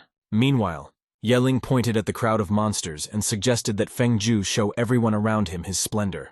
The divine bird happily listened and began throwing fire spheres at the crowd of monsters. The dead rider watched the ongoing confrontation with genuine surprise. He was sure the humans would give up once they saw the cave spiders, but something had clearly gone wrong. Therefore, the high-level monster applied the dead madness skill and rushed into battle. The monsters under his leadership had lost their ability to think clearly and were recklessly throwing themselves at humans. One of the flying monsters got too close to the Black Rock soldier. The man didn't have time to shoot, and the monster wrapped its arms around his head, sucking out his life force. Immediately afterward, the monster soared into the sky, scouting out its next victim in front of the students. Teacher Lee noticed the change in the monster's behavior and guessed that the rider had caused them to go into a frenzy. The increase in the speed and attack power of the monsters caused Lord Luo to summon the ice crystal turtle. A huge familiar appeared beneath the head of the city as if from beneath the ground, and the surrounding area turned sharply cold. The turtle immediately entered the battle, using element magic to weaken her opponents. Lord Luo asked the spirit pet to freeze the area as much as possible.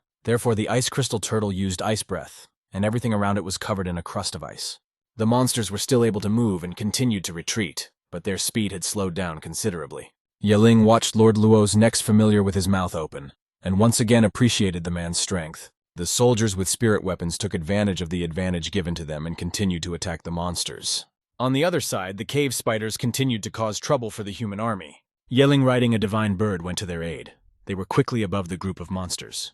The transient allowed the phoenix to use any of its tricks, and the divine bird was going to show all it could do. The flames grew stronger and turned green, and silhouettes of phoenixes appeared all around. The bright flames consumed one enemy after another, and quickly annihilated an entire crowd of monsters. The young man was worried that the devil flames would harm the human soldiers, but Aju promised that everything was fine. It turned out that the flames on the battlefield didn't just incapacitate monsters. The humans were separated from them by a barrier that kept the hellfire from reaching them. The devilish fire raged on the battlefield, leaving no monster with a chance of survival. However, the Black Rock soldiers were shielded by a protective barrier and could not be harmed. Lord Luo stopped fighting as he watched the divine bird's skills and recognized that its might was frightening. In turn, the mad monsters learned from their own experience what it was like to fight against the phoenix. The dead rider saw tongues of devilish flame ahead and looked up, spotting a new opponent. Unclean couldn't believe that such a powerful familiar had made a pact with a human. The low-level monsters continued to burn in flames, but the dead rider refused to accept this reality.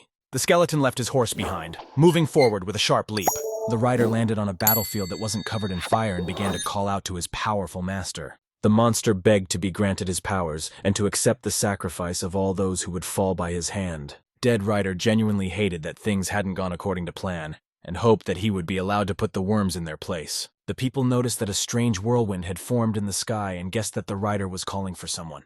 Lord Luo watched worriedly and realized with horror that someone was behind the monster. This theory was confirmed when a burning head appeared in the sky and new spirits appeared from the portal. Teacher Lee lowered her spiritual weapon and couldn't believe that the Lich King had appeared before them. Bright red ghosts filled the battlefield and were too strong and fast for most soldiers. In addition, The surviving cave spiders and the rest of the encroaching undead began to advance again, terrifying the people. Gao Yu stopped the impending escape, reminding her brethren that it was their duty to protect the city. Lord Luo met with Xing Yue at this time to discuss the fact that there was someone behind the dead rider. Teacher Li thought it was worth ending the battle as quickly as possible, and the man took that role. The city head wanted the mentor to protect the students, but Xing Yue didn't want to leave the lord alone. The blonde summoned her strongest familiar, and kite flames began to appear all around. Once Teacher Li saddled the spirit pet, she ordered the students to be careful while she helped in the battle. Thus, Fengju along with Yeling stayed behind while the strongest spiritual protectors went to the dead rider. Lord Luo rushed on top of the magnificent lion, scattering the low-level monsters to the sides with ease.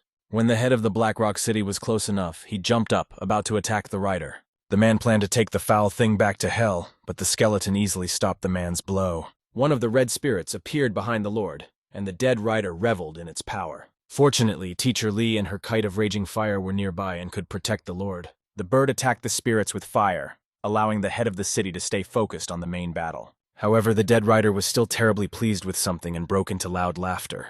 At this moment, another portal appeared in the sky, from which an iron hand appeared. She was rapidly approaching the place where Ye Ling was riding Ju hovering in the air. The divine phoenix received a strong blow from above and began to fall to the ground. However, the red bird student was trapped in the iron fist and could not free himself. Lord Lo turned around at the young lad's scream and realized that they had done what the dead rider wanted them to do. Xing Yue watched in despair as the uncleanness kidnapped Ye Ling and couldn't do anything to help. Ordinary citizens didn't understand why someone so powerful had captured a student. Meanwhile, Shui Yu was rushing forward with all her might, pushing off the ground and soaring into the air. The gray-eyed zombie saw only a master in front of her who needed the help of her familiars. Ye Ling watched his spirit pets grow distant and tried to return them to the familiar seal. He succeeded, and the iron fist disappeared into the portal along with a plume of fire and blood. Lord Lo watched as the portal closed and realized that there was no way they could help the apprentice. Teacher Li was watching the disappearing Ye Ling from his kite at this time, and anger enveloped her mind. The dead rider once again broke out into a smug laugh and called the humans insignificant bugs. Xing Yue felt devastated and a pang of guilt, for she had failed to protect the student she trusted. But rage quickly overshadowed those emotions, and she tore towards the rider to kill him once and for all. Teacher Li was deep in her thoughts for the first few seconds after the tragedy. But when she came to her senses, her rage carried her straight to the rider, and she was determined to take his life. The skeleton was not frightened by Xing Yue's threat, after all. He was enjoying the woman's suffering, and his laughter made it clear. The spiritual defenders rushed to the attack, wanting to subdue the shameless wretch's merriment. Lord Lo ran forward, and the magnificent lion leaped after, deafening his foe with his roar. Teacher Li jumped off the kite of raging fire straight at the rider, and her familiar kept close by. They attacked the dead rider at the same time, leaving him no chance to dodge their blows. The skeleton fell to the ground, half of his armor shattered, but he still continued to laugh weakly. Fire flared in his chest and eye with renewed vigor as he shouted that the pathetic bugs would never win. The dead rider promised that people could only dream of it when Lord Luo realized they were in danger. The man warned Xing Yue, and they managed to dodge the explosion, but there were many black spirits flying above them. The spiritual protectors watched as the bloody whip spread everywhere and attacked people. Even the monsters standing nearby covered their ears in horror as the spirits swept past. There were those less fortunate, and the remnants of the dead rider's soul drove them into an even greater frenzy. Zhao Xiaoyu was still away from her familiar when one of the black spirits appeared as if out of nowhere. The student fearfully covered herself with her hands as the monster's fangs were right in front of her face. Suddenly, a beam of fire flew into the monster in front of Ziyu, and the girl was slightly thrown backwards. Right after that, Teacher Li appeared in front of her and informed her that they would first destroy the remaining monsters before talking about Ye Ling. Meanwhile, the transient and Aju found themselves in the midst of a large, dark, unknown place. The brunette felt the presence of someone else behind his back, but when he turned around, there was no one else there. This infuriated the student, and he shouted to be spoken to since he deigned to be dragged to this strange place. His shout worked as King Lich appeared in front of him and began laughing at his emotional guest. Beast also noticed that such bravery explained how Ye Ling was able to make a contract with the sacred bird. The Eye of Truth revealed that in front of the brunette was Li Wei, who had reached the 3rd level of the 8th stage, and the fact that he was stronger than Li Xingwei caused fear. The Lich King wanted to know exactly how the lad had tamed the phoenix, for such a strong familiar had not appeared in the alliance before. Transient reminded him that he was only a 2nd stage spirit conqueror, while he thought about having to use the phoenix blood. Li Wei replied that despite his small level, the young man should realize the majesty of Aju. The monster threw off his hood, and Ye Ling could clearly see Wei's disfigured facial features. The student tried to find out what Mr. Leech had dragged him into the obscure space for. The monster created a sphere above its head and then dropped it to the floor, and a ruined city appeared beneath their feet. Among the ruins, Yeling saw many monsters, among which was the leader of the whip group. Turns out the Lich King wanted the Phoenix Wielder to join them to overthrow the hypocritical alliance. Besides, Li Wei had promised to grant the brunette terrifying strength, but the student didn't believe in beautiful but empty stories. Yeling realized that the space was under the control of the undead and wanted to get out as soon as possible. Mr. Lich threatened him with using his undead rot spell, but the brunette had already pulled out the phoenix blood. After assessing all the risks, the apprentice realized he couldn't do it without Trump, so he broke the summoning device. Li Wei didn't notice anything suspicious and continued to broadcast that he would destroy the ignorant child if she disobeyed. Things weren't going well in the human dimension either, because the monsters were catching the more inexperienced soldiers. But since the main threat had already been dealt with, Teacher Li could devote herself to commanding and organizing the defense. Xing Yue ordered everyone to summon their familiars and block the attacks of the fiendish monsters. Zhao Xieyu was worried about their friend, and Teacher Li had to admit that the guy could only rely on himself. After all, no one even knew where to look for the young man. Therefore, Seiyu looked into the portal and asked Yeling to definitely survive. The brunette unknowingly wasn't about to let his friend down, and just at that moment the phoenix blood came into action. The Lich King no longer saw the young man and his familiar in front of him.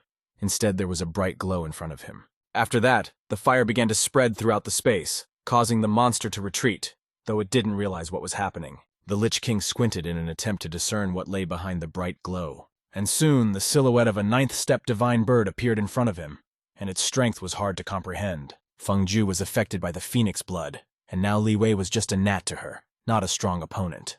Suddenly, something changed in the space under his control, and the Lich King felt a powerful aura. A bright light appeared where the student used to stand with his young phoenix, and afterwards everything around shook and sparked with flashes of fire, causing Mr. Leech to become confused. Li Wei covered his face and stared into the bright flash, hoping to see what was happening, and he soon succeeded. In front of the monster stood a huge ninth-stage divine bird. Behind the strongest surname stood Yeling with his head proudly raised, and asked if the foul beast would stand like this. Li Wei didn't understand how the young man knew his name, or how he managed to summon a ninth-step spirit at the second step. The foulness came as he lost control of the situation, but the student wasn't about to waste time with idle talk. The ninth-stage phoenix sprang into action and allowed the Lich King to bathe in the flames scorching the heavens. Li Wei used a defense technique, hoping to stay alive, and quickly muttered an incantation. A statue appeared behind the lord that was able to hide him from the alley of death clouds. Seeing King Lich trying to fight, Yeling decided to show him the full power of the sacred phoenix. The brunette ordered the familiar to destroy the enemy, and the bird's flames began to fill the entire space. No matter how Li Wei defended himself, it was useless against the ninth-step phoenix sacred fire. The fire was burning through every inch of the Lich King's body, and he couldn't do anything about it. The monster was slowly dying, and the last thing he saw in front of him was the flame of the sacred phoenix. When the fire disappeared, the young man saw a sparkle in Li Wei's place and went over to take a closer look.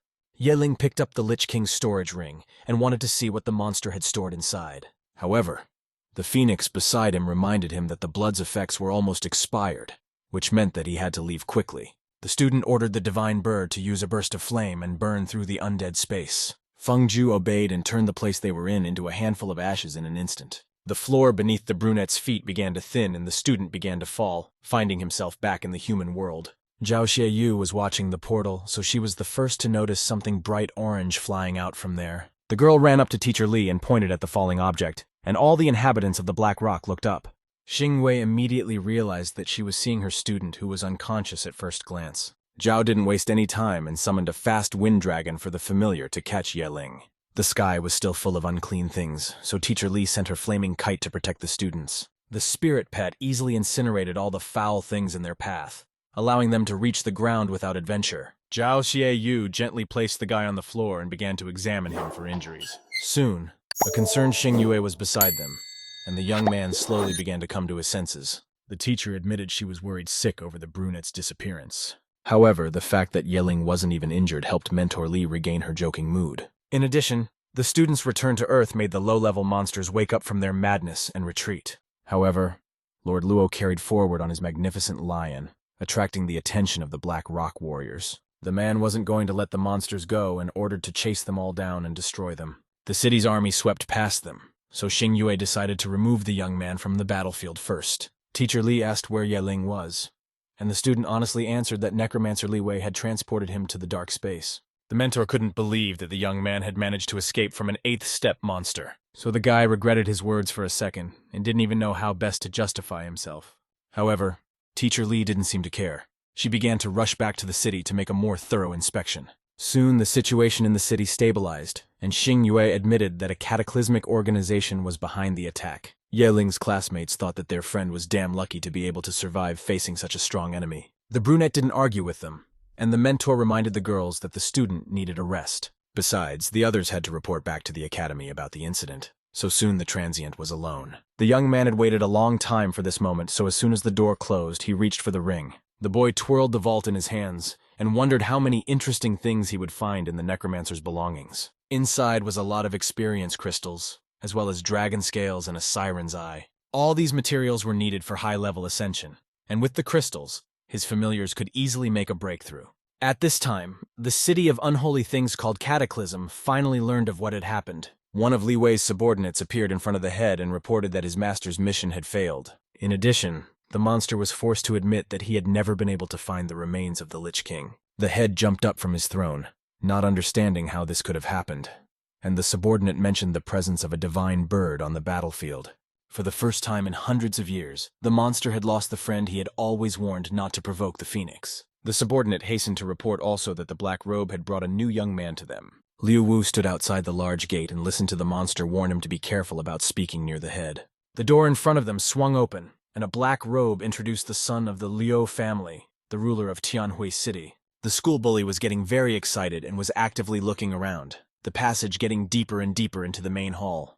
The monster bowed to the head and reported that the man beside him had expressed a desire to join the cataclysm. The beast looked into the boy's frightened eyes and recognized the former young master of the Liu family. The head amplified his aura as he welcomed the newest member of the organization, wanting to immediately demonstrate his power. Liu Wu kneeled down and began to actively thank the monster, promising that he would never let the new lord down. But, as expected, it was not so easy to join a secret organization against the government. The head directed the snake-like spirits towards the boy, and pronounced that everyone had to pay a certain price. The unknown creatures flew towards the shocked Liu Wu and flew straight into his chest. The young man screamed, and the overlord continued to say that as long as Liu kept his loyalty to them, everything would be fine.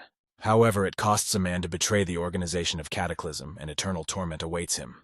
At this time, Ye Ling was still in his room in Black Rock City, and was looking at the necromancer's belongings. There were many useful things found in the storage ring, and one of them turned out to be a salvation ring. Its power was that once a month, upon receiving lethal damage, the wearer would be able to survive. Also present was a werewolf card that could be used once, giving the familiar a human guise. Ye Ling got excited and called out to Ah Ju to ask if she wanted to experience the map for herself. The bird was surprised when it heard that its master could turn it into a human and wanted to hear the details. The brunette showed Feng Ju the werewolf card, but the phoenix asked if she could take her true form.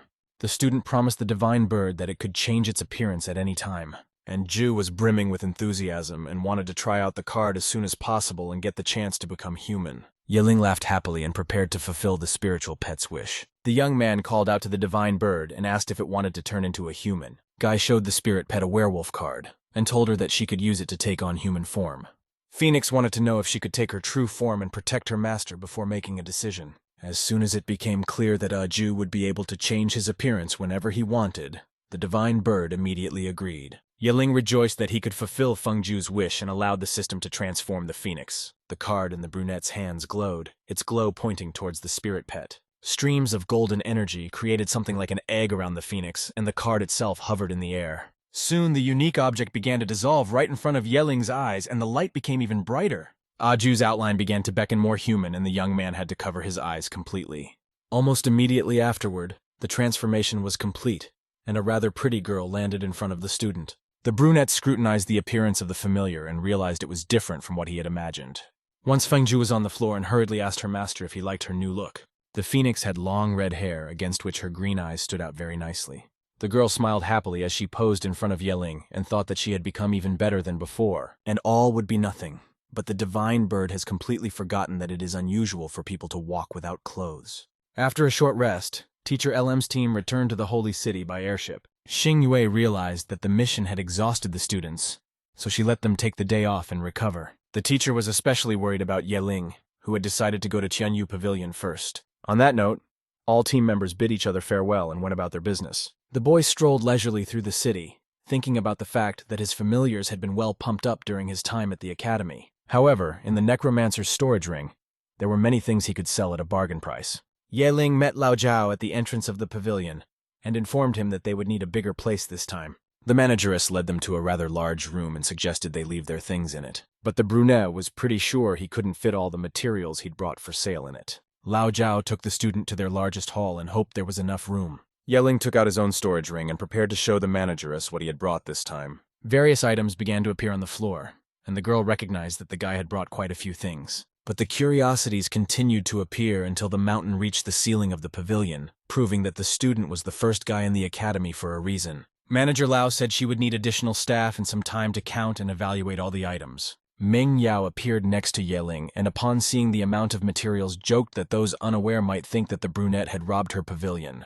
The young man said hello to Sister Shen and confided in her that he would never rob her store. The blonde asked the employee to hurry up and get someone to help because she needed to go to the auction herself. Yeling was interested in the event and asked Meng Yao to take him along to the event. The girl pointed a candy bar at the guy and asked him to give her at least one reason why she should do it. The brunette remembered that he had saved something special for the owner of the pavilion and took out a small glass bottle. It held the essence of fire dragon blood, something the young man had unknowingly told his older sister. Meng Yao wasn't prepared for such a valuable item in exchange for the auction and dropped the lollipop from her mouth. After which the girl quickly reached out her hands to Yeling and pulled the guy to her for a hug. It turns out that Miss Shen had been looking for exactly the essence of fire dragon blood for a long time. Lao Zhao looked up and saw the pavilion owner pressing the student's face right into her chest. The manageress was embarrassed but tried to pretend that she hadn't seen anything, and didn't even bother to listen to Meng Yao's explanation. Eventually, the blonde handed the assistant the bottle to authenticate the essence. After that, a joyful Miss Shen turned to Yeling and called him along with her to the auction. But other than that, she promised that she would owe him if he gave her the true essence of fire dragon blood. The young man decided to take advantage of his position and asked the girl to take him to see the spirit pet eggs. Meng Yao promised that she would be indebted to Yeling if he really did bring her a rare essence. And since the young man knew he wasn't lying, he immediately asked him to take him to see the familiar's eggs. For Miss Shen, this request was not a problem, as the pavilion's assortment had about 10,000 eggs. The blonde led the student to a large room with a huge number of racks on which eggs were displayed. Information could be seen next to each piece, and the owner of the pavilion gave Yeling a 40% discount on any egg. The brunette went in search of a suitable pet, but among the thousands of eggs he could not find the right one. There were quite a few rare specimens among them, but for some reason, none of them met the student's requirements. After a while, Lao Zhao appeared in the room, confirming that the vial contained the real essence. Meng Yao was overwhelmed with joyous emotions at the realization that her fire-winged dragon would finally be able to advance to the next stage. The brunette was about to ask the girl something about pet eggs when he was pulled in for another hug. Miss Shen was terribly grateful to her younger brother and completely forgot about the rules of propriety. Manager Zhao lightly coughed, and once again pretended that she didn't see anything strange. Yeling's embarrassment made the girl pull away and find out that the young man never found a suitable egg for himself. Meng Yao thought for a second and decided that they should go to the auction and try their luck. Such events often exhibited some pretty rare and generally good items. But Miss Shen still asked the young man not to get his hopes up too high because the prices at the auction were too high. Yeling indeed had limited savings, so he heeded his sister's advice and followed her to the VIP box. It was 20 minutes before the auction started, and Meng Yao asked the manageress what items would be featured in the auction. Lao Zhao reported that she had heard about a very rare egg with no details, which many people should want to acquire. However, other than the fact that the pet in it was unusually rare, there was no further information. The owner of the pavilion promised that soon he would be able to see the egg for himself and assess its characteristics. Over light conversation, the couple spent the remainder of the wait, and finally the hostess appeared on stage. The girl's name was Lin Lun, and she cheerfully greeted the guests, declaring the auction open. She hurried over to the first exhibit and pulled down the red cloth, revealing its view to the audience. A scarlet blood flower that not only increased the pet's fire resistance, but also pumped up its fire abilities. Lin Lun quickly reminded the guests of the features of the lot and announced the starting price of 1 million government points. The system showed general information about the flower, and it was clear that it was an expendable item. Yeling thought that Meng Yao was telling the truth about the prices since the flower alone cost 1 million. At this time, there was an active bidding in the hall, and the price of the consumable was already reaching 11 million. A student asked his sister why people fight over consumables, and Miss Shen that sometimes people raise the price just to mess up. Lin Lun congratulated the first winner and prepared the audience for the larger exhibit. The girl removed the red screen and a mystical spirit pet egg appeared before the audience. The presenter reported that the egg did not pass an objective evaluation, and it did not have a counterpart in the state database. Its starting price was 3 million, but onlookers were in no hurry to fight over an item that could have turned out to be trash. The lot looked good, though, and its shell was something like white jade. While the audience was discussing the likelihood of wasting 3 million, Yeling shouted out the starting price. The young man was willing to give a rather large amount of government points for the unique spirit pet egg. People in the audience didn't understand how they could put that kind of money on an obscure item. And the fact that the first bid was made from the pavilion's VIP box led them to believe that the owners were trying to drum up excitement. Thus, no one present even fought over the spirit pet egg. The unique egg went to Yeling, and Miss Shen couldn't understand why the guy chose obscurity among other rare specimens. The brunette thanked his older sister for her concern and lied that he loved the feeling of buying the unknown. Though really the guy was using the Eye of Truth and knew exactly what kind of pet was inside. Yeling used the Eye of Truth to find out who was hiding behind the shell of the spirit pet egg. Although the student got what he wanted, he stayed to look at the rest of the lots. Lin Lun introduced the Pearl of the Ice Sea to the guests. The exhibit was extremely beautiful, but it was also endowed with a powerful ability to summon 8th and 5th level magical beasts. And at least 20 million had to be paid for the ability to summon ice beasts. The system showed Yeling more detailed information. Besides summoning, the pearl allowed him to avoid some mental attacks. Miss Shen noted the beauty of the lot, but the younger brother said it was too garish and impractical. Nevertheless, the bidders argued fiercely for her, and the bid reached 35 million. Suddenly, someone's voice came from the back rows offering to give 70 million for the pearl. Yeling and Meng Yao watched the new guest who had wasted a huge amount of money. Miss Shen assumed that Sun Hao, who was an ordinary spoiled young master, had come. The girl didn't want to date that man, so she offered to leave the event before it was over. The brunette didn't argue, but it was too late, and Sun Hao had already gone up to the VIP box. The man held the ice sea pearl in his hands and said that he had acquired it for Meng Yao. The young master boasted that his gift to Miss Shen was worth as much as 70 million points. The son of the Sun family was distracted by the blonde when he saw an unfamiliar guy next to her and demanded to know what their relationship was. Yeling had no intention of doing so, which caused Sun Hao to anger, who immediately approached the brunette. The young master felt that he had the right to threaten the student simply for standing next to Meng Yao. The pavilion owner tried to pull her younger brother away and convince him to ignore Sun's son. But Yeling noticed that the kid had been boring the blonde for a long time and asked him to trust him on this matter. After that, right in front of Sun Hao, the student pulled Miss Shen to him and kissed her. The spoiled young master screamed with rage and ordered his underlings to kill the insolent man. The bodyguards of the Sun family's son drew their weapons and began to approach Yeling. Hao's subordinates had high levels, but Meng Yao wasn't about to let a fight break out on her family's territory. The most sensible bodyguard had to admit that they shouldn't start the proceedings in the pavilion. The spoiled young man threw away the Pearl of the Icy Sea and promised they'd get even. Yeling didn't even flinch and continued to cradle Miss Shen as the misunderstood admirer left the pavilion. Sun Hao wanted to find out all the information about the person who dared to steal his lover from him. Although in reality the son of the Sun family didn't really care who he was, so Hao ordered to kill the insolent man anyway. The students were alone again, and the transient promised that the guy would stop bothering Meng Yao. Instead of gratitude, however, he received an irritated shout demanding that he remove his hands. The girl looked nervous and confused and was trying to figure out what to do since Yeling had stolen her first kiss. Miss Shen still hadn't decided how she was going to get out of this situation, so she gave in to her emotions and ran away. The brunette gave Meng Yao a glance and thought that he couldn't have imagined that the blonde would turn out to be so shy. Immediately after the auction ended, the student went to the dormitory to get a new contract as soon as possible. He summoned Shui Yu and Aju to witness the birth of their new friend, although the phoenix was not very happy about it. Transitioner placed his hand on the spirit pet's egg and it glowed under his palm. But instead of fire, a soft golden glow walked through the room at the same time as strong currents of wind. And Ju was carefully watching the arrival of the owner's new favorite when suddenly cracks appeared on the egg. A few more seconds passed and a small fluffy lump appeared in front of Yeling. The little three-tailed fox spirit had an innate charm and was immune to mental attacks. The brunette reached out to the small, furry animal and said hello to his new familiar. The three-tailed fox was acting cautious, so Yeling confidingly said that he just wanted to pet it. The spirit fox jumped onto its master's shoulder, causing Feng Ju, who thought that it was only her place, to shout angrily. The girl was unhappy that they had an addition, and clearly wasn't prepared for having to give up her place on Yeling's shoulder. The three-tailed fox hid fearfully behind the young man's shoulder, and the boy reminded the phoenix that she was human now. The divine bird was having a very hard time with the arrival of a new surname, and blamed the brunette for forgetting about the old ones. The young man didn't know how to calm the irritated Aju, so he informed his new pet that they were quite noisy. Yeling tried to distract the phoenix and suggested that everyone should think of a name for the new spirit. The redhead was still unhappy and offered to name the fox Wang Cai, but the student dismissed that option. The Redbird Academy student began to think for himself and noted that their new friend was white in color. This led him to think that the fox's name Bai Lin would suit him, and the little beast showed that it was pleased with its master's choice. And Ju didn't want to start getting along with Xiaobai, so she hurriedly left for her room. Ye Ling logged in and began to look at the new pet's profile, realizing that it was worth getting to work on pumping it up. Meanwhile, Meng Yao met with her father, who was pleased with the way his daughter had dealt with the Sun family's scum. Except that after listening to the girl's story, Fei Yun was impressed by some of Ye Ling's younger brother's qualities. And when he mentioned this to the blonde, he noticed the student blush. Meng Yao tried to hide her embarrassment and pretended not to understand what her father was saying. Suddenly, Fei Yun had a hunch and excitedly asked if his daughter had fallen in love.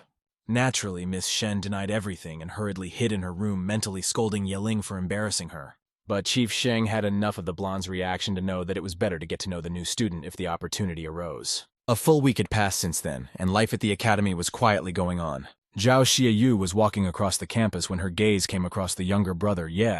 They exchanged greetings, and the girl noticed that her friend's combat power had increased greatly. Except it turned out that the brunette had found the top spot in the sophomore class rankings for a reason. The student wanted to challenge a female classmate, and the other female students didn't miss the chance to watch their duel. The students around were wondering if the second-year head would agree, though everyone recognized that she was very strong. The young man suggested not to set a separate time and start the battle right now to see who was stronger.